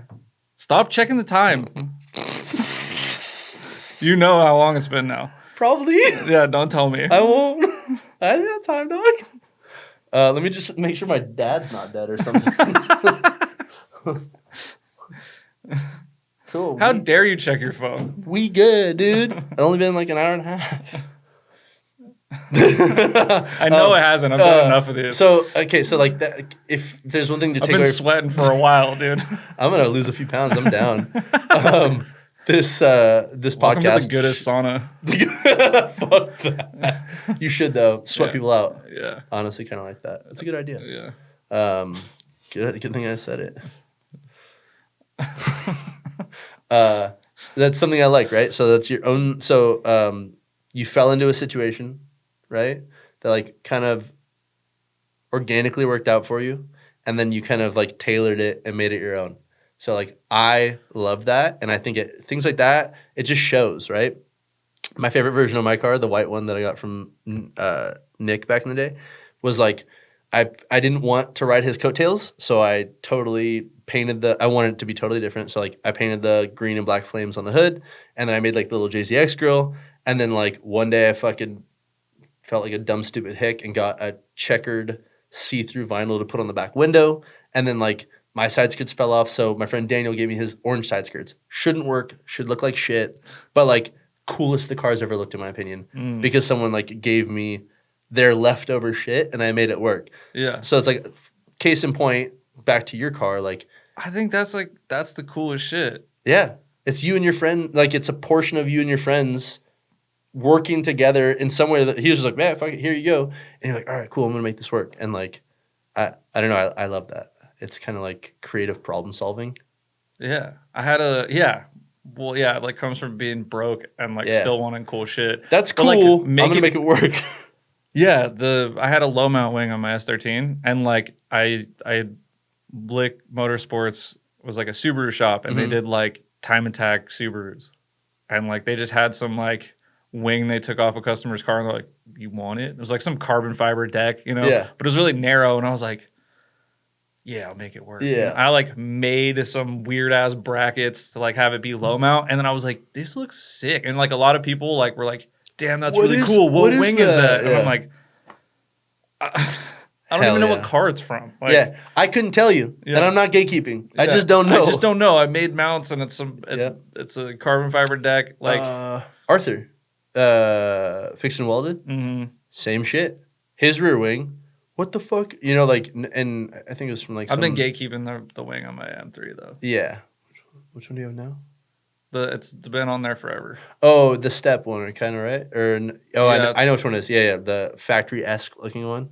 Yeah. Yeah. We won't talk about it. Yeah. Same with Arthur's. I'll gatekeep Arthur's because it's not my place. But like weird car from the 80s kind of shit. And you're like, that's weird, shouldn't work. And then the one or that one was from the 90s. And then the one after, same thing, like weird car from the 90s or whatever. And like he was like, I would just go to the junkyard and like try and find shit that I liked. And he's like, I'd just buy it. And I was like, fuck yeah, that's sick. Arthur's definitely very, very stylish. For sure. Yeah. Dude, Arthur's got great, like, because he does a lot of design and branding and stuff too. Not just automotive shit, but like, yeah, he's super fucking talented. I love that. I remember I still had my S13 when he brought his E36 to Club Drift. And it was like low and it was black back then. Sick. And I was like, whoa, you can drift those. Interesting. Yeah. And I was like, oh, it drives well. Like that was definitely one of the very first inspirations. Yeah, because 36s were not like. Oh, he was early. 13, 14, 15 area? Or we're talking 2012 maybe? 2013. Yeah, because that's when... And he'd been driving it for a while. That's so sick. Because same with like Julien Dumais. I rode a Julien Dumais when he first like built his E36. Shout out to my fucking lover. He's like, dude, I got this thing. I got this thing for like $600. Like, just needed a head gasket. It was like clean. It was the green. Yeah. It was the green E36. He gave me a ride along, and I was like, whoa, they drive well. Yeah, because I remember that was after we did. So like to put it in the timeline perspective, right? Like when I said I did FD for that 1 year and then did delivery and blah blah blah. I left that to go up to Orange County to be a heavy equipment mechanic for like 2 years for like my chick's dad at the time. So like I ran a fleet of like 50 fucking Bobcats, Kubotas, Ditch Witches. Like it was just like I learned a lot, trial and error. But the long and short of it, I had an E36 and I got style 32s, and I was like looking for pictures of like how they could look on a car. And Julian's car popped up on like Instagram or something like that, green with the teal wheels, I think. Yeah. And I just vividly remember that, and I'd saved his fucking photos as inspo for my car. And then here we are, fucking besties and brothers 10 years later, you know. That's like crazy. It's just a trip. Like he was early to the game with that shit. Yeah, LZ World Tour, Grant pulled his phone out and he's like, dude, I have a saved liked photo of your car from like 2015 on my phone. Yep. Tight. Or 2016 or like same with me. And I was just like, that's crazy, dude. Like I don't know. Well, I met you at All-Star Bash like 4 years ago, I think, right? In person. I think for the first time. And I was like, I've always liked your car and I think you're cool. And like dude, it was like starstruck fandom moment for me. I was just like, I had like zero fucking idea that I had any impact, because like in my world it was like I was like the odd man out. I was like I'm the dude just trying to like chase all my cool chassis friends, and like I'm, you know, but I was like I kind of want to do something my own way, and that was like it wasn't actually like accepted as much. Like people liked it, but it was still a lot of like, why don't you just drive an S chassis? Like, you know, it was like, odd. It was different for sure. I didn't realize that I like I didn't realize I had any impact on anybody. You for sure as fuck did. So, but I understand that though, because you're just like me, where you're like, I'm a dumb, stupid, non-stylish piece of shit. Like, why would anyone blah blah blah? You know, but genuinely, like that's 3 people or 2 that you at least talked about like, that like in the fucking industry, like pretty predominant. Like we're around, and we're like, dude, you inspired us. Yeah, it was you. You inspired us. Yeah, like, you fucking followed your own path. That shit's sick. All right. Hell yeah, Palmer. Thanks. All right, I want to talk about driving. Okay, yeah. Let's do it. I'm just stretching, dude. Okay. I don't think I've gotten up for like 8 hours. Let's do it. So in the last like year or two, I know you've kind of like, I think because you do a lot, it's very hard for you to like make time to drive. Yeah. And make time to like get the cars where they need to be. And you're also like a dude who like, I don't know, I feel like you need to like flip things to like be able to keep doing stuff. Oh, for sure. Yeah. And like it makes it hard to like, I see it a lot with people who are like trying to drift, but then also like can't lose too much money on drifting, or like it's not an option. Yep. Like, so like as somebody who's like, all right, I got these parts, I'm gonna flip this. Okay, I need to do this. And like if I crash this car, fuck, I'm fucked here. Like I need to okay, like I got this motor now, like let's put these together. And I feel like just doing that juggling like really makes it difficult to like drive consistently and consistently drive the same thing. And like I Super feel like accurate. just now in the last like year or so, you've been able to like just have one car, and it's like it's slowly getting better, and you're not selling it and buying something else. I'm fucking committed. Yeah, I'm fucking finishing this shit. yeah, and it's like I think just seeing your progression in the time that you've not been like playing musical cars has been really impressive. Like what. I mean, like, what's driving that? Like, what changed? You're the sweetest. You're so sweet, Palmer. Oh my god, you're sweet. So Just answer the question. oh fuck my bad, dude. Oh hell yeah. So trucks and cars and I So just real quick to run through the progression. I learned my lesson in like 2010, 11, 12. I bought an S13 from Paige, Tommy's sister, and I had an S13. The Tommy sister drift? Yeah, she had an S13. It was tight. Sick. And it was like stock KA and all that shit. And it had like all the part shop stuff on it, like XXRs. It was cool.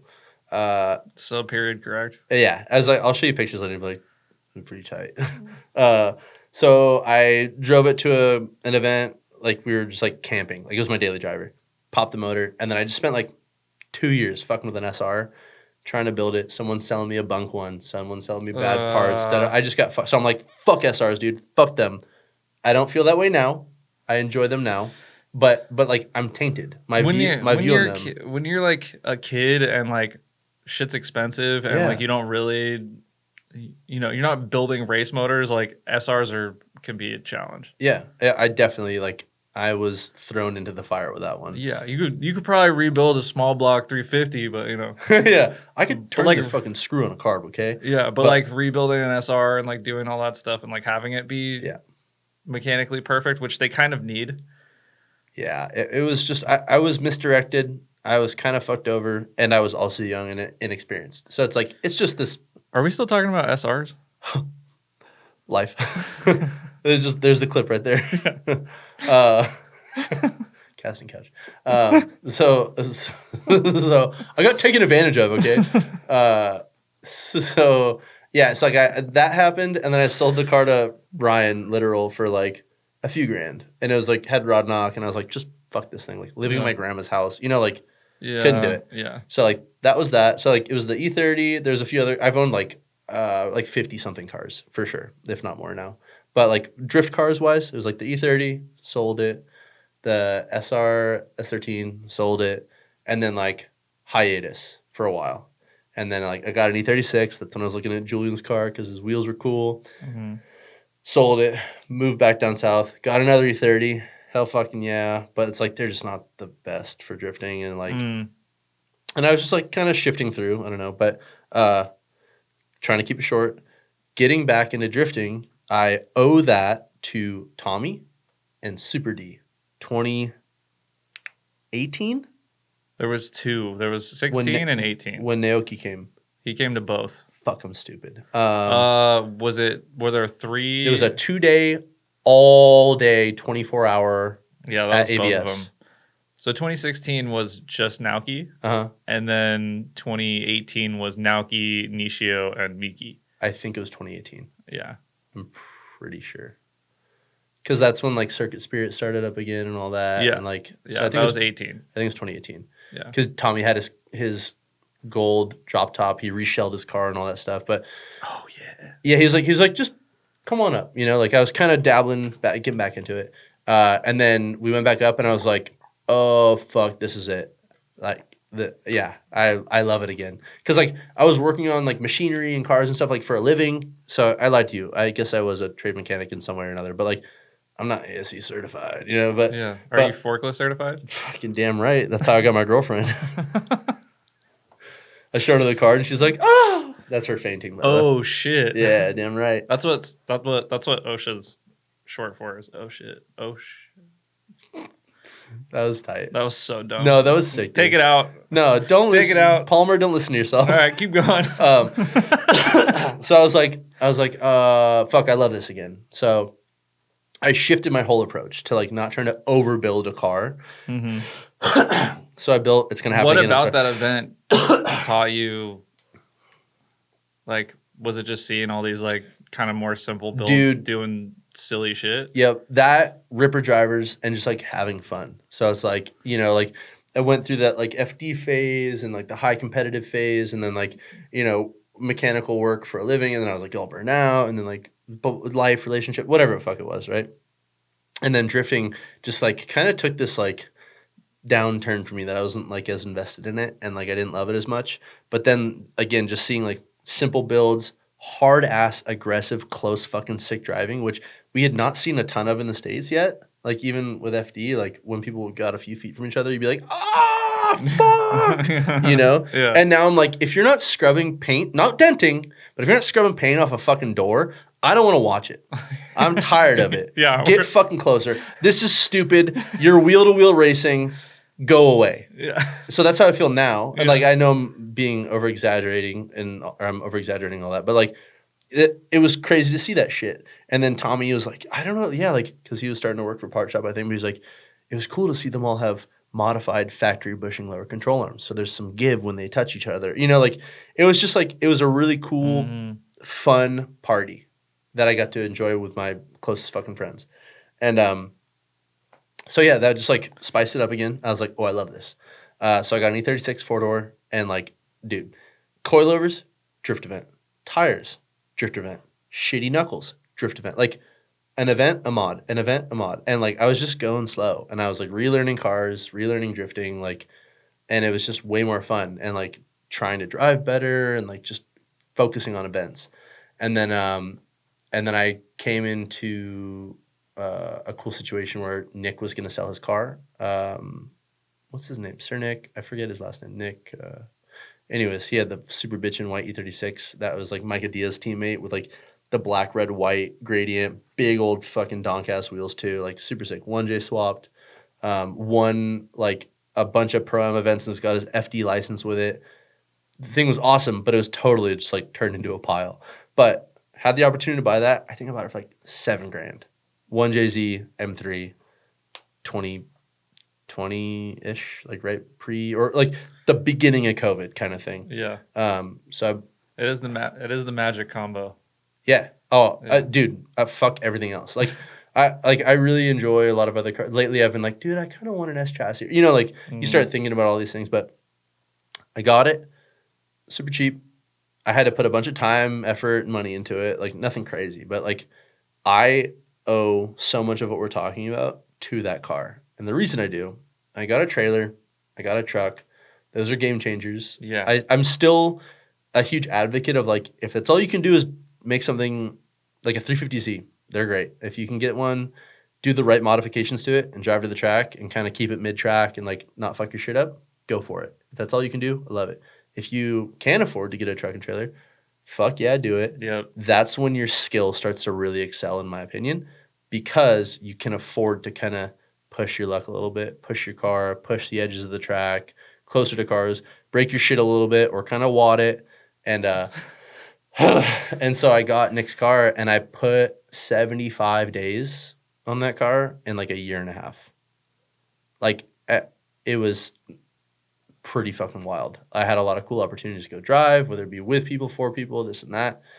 2-day events, 1-day events, like, and so that having a working car and maintaining that working car and growing a physical relationship with that car for a year and a half was where like I fucking skyrocketed my ability to drive. And then I got the C5 and I was getting more into like Drift Week and like that aspect of it. But the C5 was way out of my budget. I got it on trade for like super dirt cheap. Or no, I bought it for $6,000. And then like Part Shop helped me out with some stuff. And like, you know, I went and did Drift Week and I was like, it just like the car was smart. You know, like I had to deal with like TPMS shit. And then I had to deal with like coolant issues and figured that out. And someone rubbed my door and doors were like $800 and you know like and I was just like, oh, I can't do this shit. I can't fucking afford it. So like I drove it like a pussy. I didn't drive it as much. I didn't like it as much. It sounded like a boat. It just wasn't my thing. So I sold that. I raffled the E36, which was sick. I remember seeing that. Got the C5. So somebody in NorCal won it because Yeah. I would see it all the time and I'd be like, dude, my 4-door E36 that I sold has the dude drove like 30 more days on, he sold it. that 4-door was really cool. I was really hyped on that car. That was the closest I've had to like my finished car. Yeah. And like Nick and I threw a cage in it. Like we did the HM Sport shit. We did Fitment Labs over fenders because I don't think Felony made anything for 4-doors yet. Yeah. They're still working on them. Yeah. I can't wait for that. Grant just got their test car. I saw that. I had a Rieger Type 3 rear wing, like super fucking rare wing. Like I loved that car. Go back and look at it. But it was my favorite. 1817 Stagger. Like I feel it had a good Japanese style to it. Yeah, it was really good. Sold that. The dude painted it. Did like 30 more days on it. So I'm really proud as like a builder. Like I'm not a car builder, but like I'm stoked that he got more time on it. I didn't just sell some shit box, you know? Yeah. And then the dude won the white E36 and he's been driving it for like, I don't know, 2+ years now. Like, and he's done like 30 days. I've literally tandemed with that car. Like it was I was like, hell yeah, this shit still works. Yeah, it's pretty crazy tandeming with your old car. Dude, it is wild. The frame rails are pancakes on that thing. Like, it's definitely a tired shell, but like, dude, he made it look good. It still drives. And then I got the C5 later. Fuck that. And then I got this E46.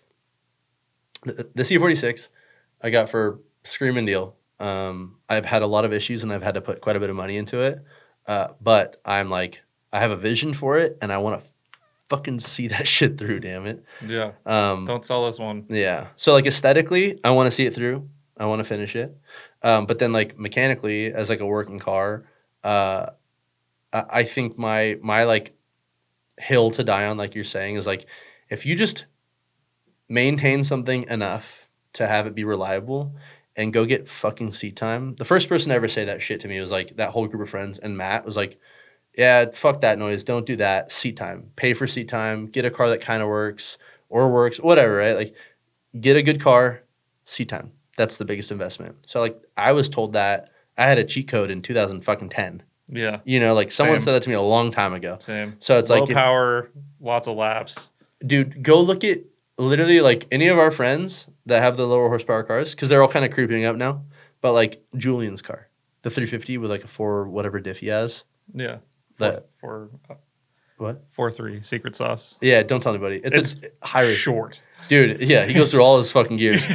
But, and like Julian is one of the most talented drivers, don't get me wrong, but like that's a relatively stock 350. Oh, it's a stock it's a stock 350Z with short gearing and GK Tech knuckles. Yep. And that's it. And like he's winning competitions and driving all the fucking time.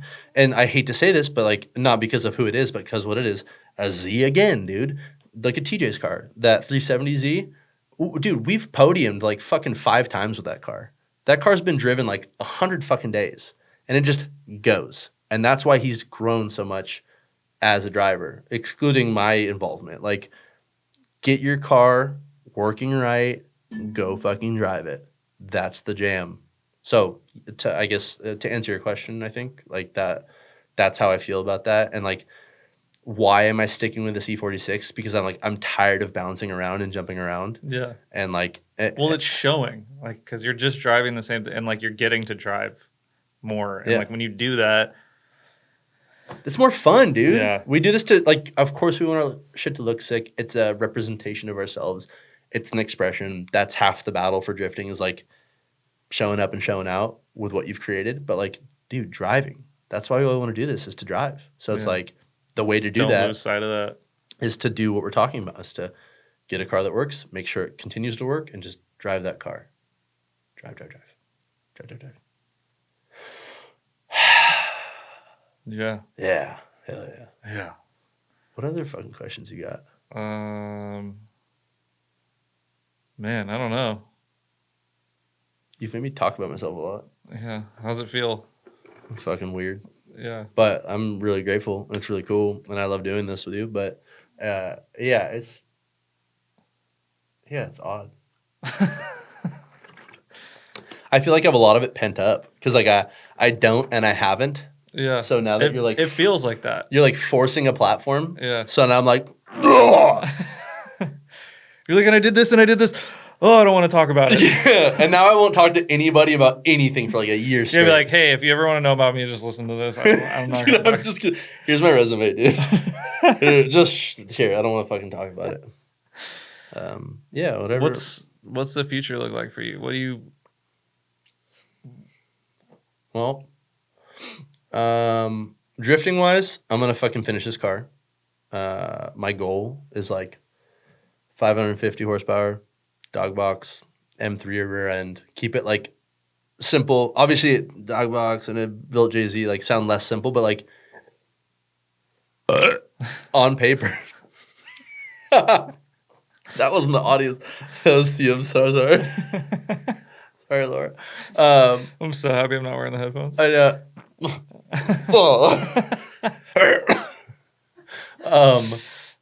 Like on paper, like yeah, it's a good amount of money, but like I want to figure it out and save up. But like dog boxes serviced right, 10 fucking years.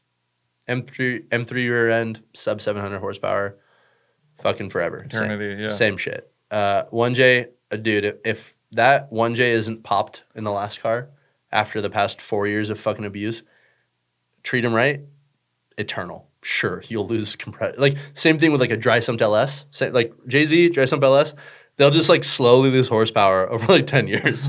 But like that's it. So it's like that's the goal for that car. And then I just want to drive that.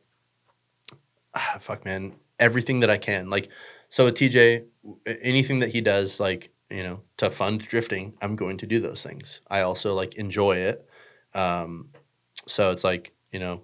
The grid lives, the LZ tours, the hyperfests, the hot pits, the blah blah blah. Like I'm gonna do those with him. But that's gonna be awesome. But like if I can, I'd really love if we got more people to come on or whatever. Like I'd love to drive those as well. Oh yeah, and I thought that's what you're saying. No, yeah. So like yeah, that's my goal, my personal goal. It's tough going to those and not driving. It's so hard. Yeah, but it's like you know, like I admittedly.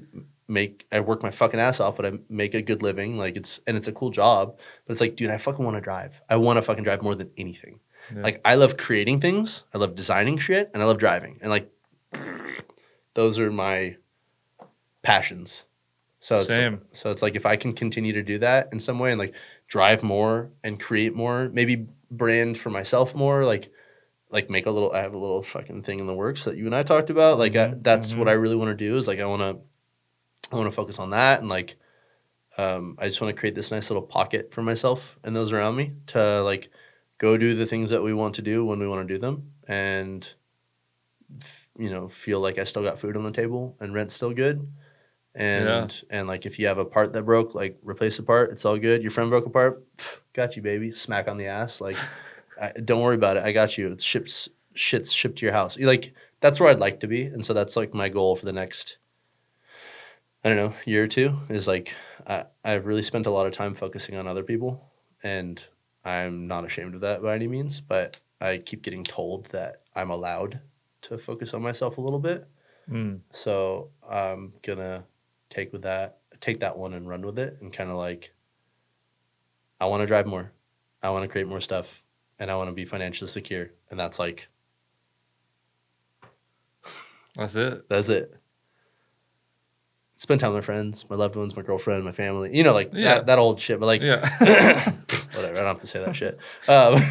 But like, we all know that.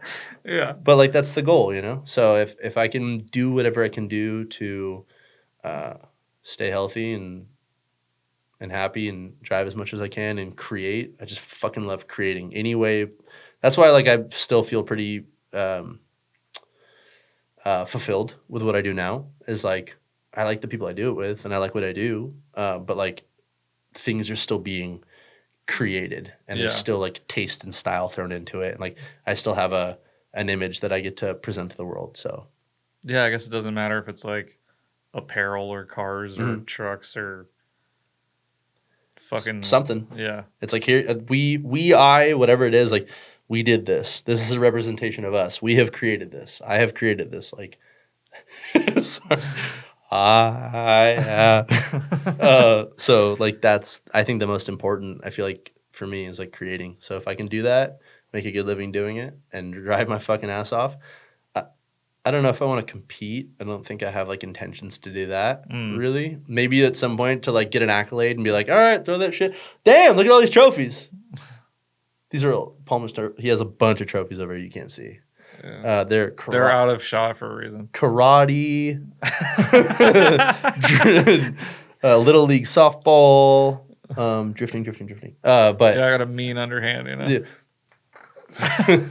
But you know what I'm saying. He cups is what I'm saying. but yeah, like I don't know. That's the shit. Like I want to do that everywhere, anywhere, as much as I can. Yeah.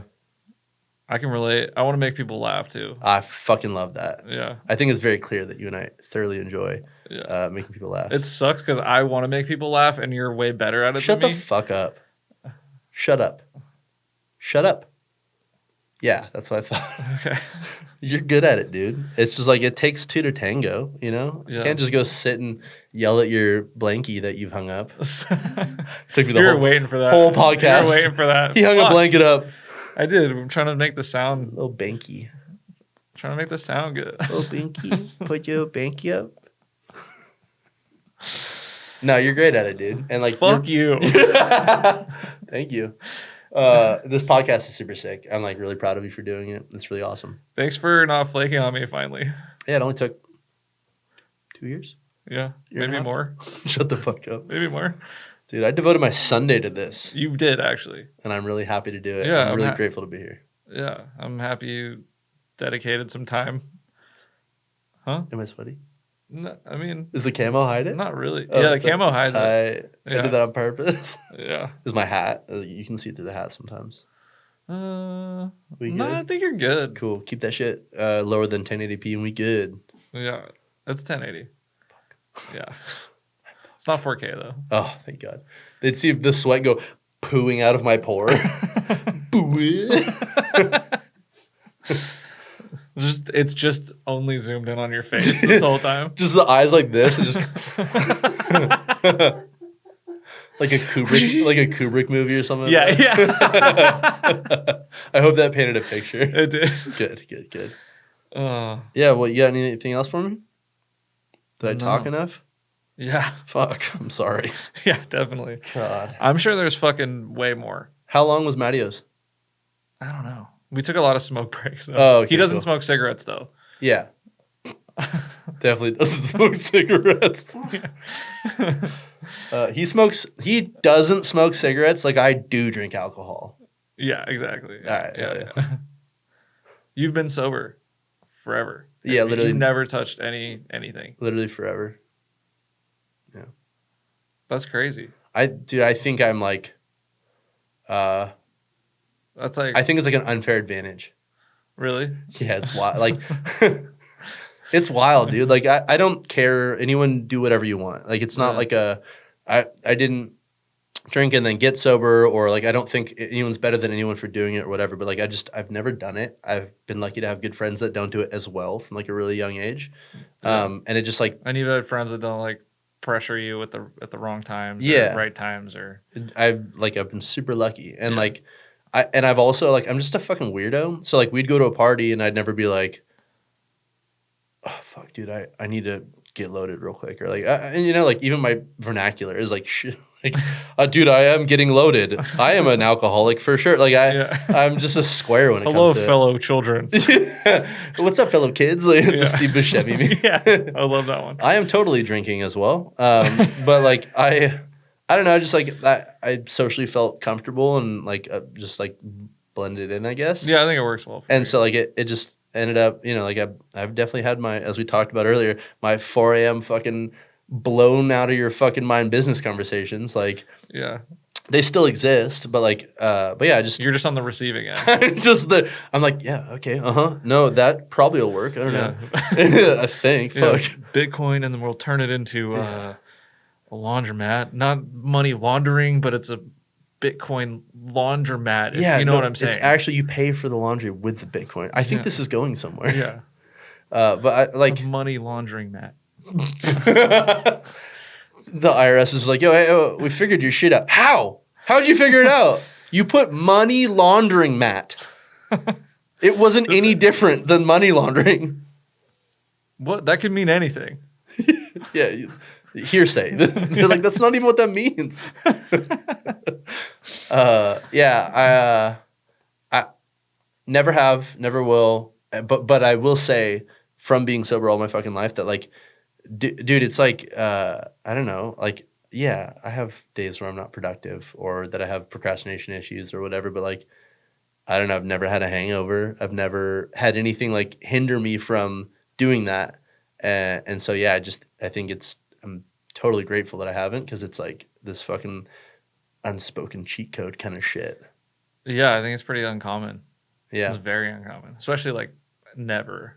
I think that's one reason that I bonded with Matt a lot back in the day. And like, we're still friends and shit, but like, you know, he's got a kid and life happens, whatever. But he's always been the same way, like sober. And so I feel like it just kind of clicked that way. That's crazy. I didn't know that. Yeah. And yeah. He doesn't seem like the type. Yeah. Like, he seems like a wild party animal. Dude, but like, same shit, right? Like, maybe even more so than myself. Like, he was always that. Like, he was just, wild fucking party boy, you know? Yeah. Even though he didn't, but. Yeah, he didn't need to. Yeah. But yeah, I don't know. It's cool. Interesting. It works out. Huh. Yeah, is there like a reason? Daddy issues, podcast number 2. My long and short, my mom was a bartender for a long ass time. And so like, I saw that world.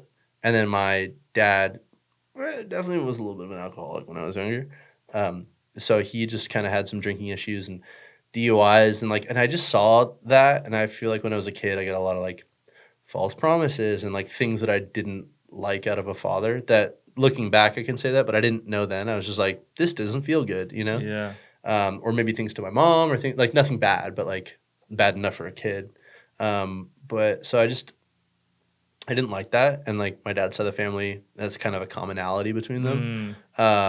And like, again, their family, I fucking love them all. But like just that, didn't like that. And so I think I attributed a lot of shit to that. And so I was like, bad things Dillon doesn't like, alcohol. Yeah. And so I think just my caveman brain putting 2 and 2 together when I was young was like, no alcohol. Good. Ooga booga bad. Unga booga bad. No unga boonga. So that's just, I don't know. I think it just like happened that way. Yeah. I have a really close friend who, same exact situation. Yeah. Like just saw like the downsides and was just like, yeah, I'm never going to do that. Yeah. Actually, I have 2 friends. Sick. Yeah. I think that's exactly the way to put it. I was like, stacking downsides for me, no positives. Yeah. And I was like, why do? I saw him and still did it. You're like, my caveman brain was like, yeah, fun. Bad, but looks fun. Yeah, bad fun. Fun bad. Bad boy caveman. Ooga booga. Yeah, unga boonga. That's it, dude. And that's the podcast. That's the fucking podcast.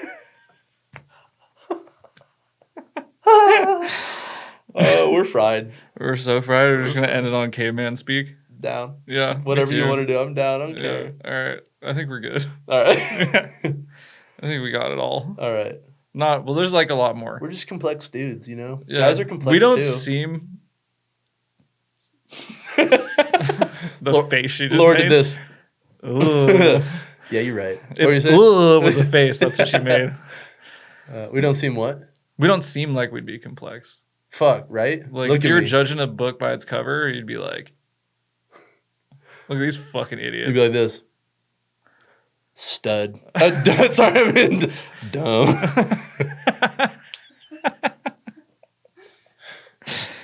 I'm happy with the first one, honestly. Yeah, hey, we studs, baby. Yeah. Oh, that was good. How are your ears, Laura? How do you like that? 2 studs high-fiving. That was a fucking epic high five. Yeah, the room went. Yeah, my ears are ringing. What? All right, cool. I'm yeah. happy. All right. Bye. Later, nerds. Thank you for listening to the whole episode. If you like the guest, be sure to give them a follow on social media. The link's in the description. Send them a message. Tell them you appreciated the episode. They put a lot into these. If you want to support us, check out the links below. Follow us on social media. Hit the subscribe on YouTube, Spotify. You can check out goodestco.com for the latest merch drops. Hit up the Patreon, see what we got cooking on there. We appreciate you guys.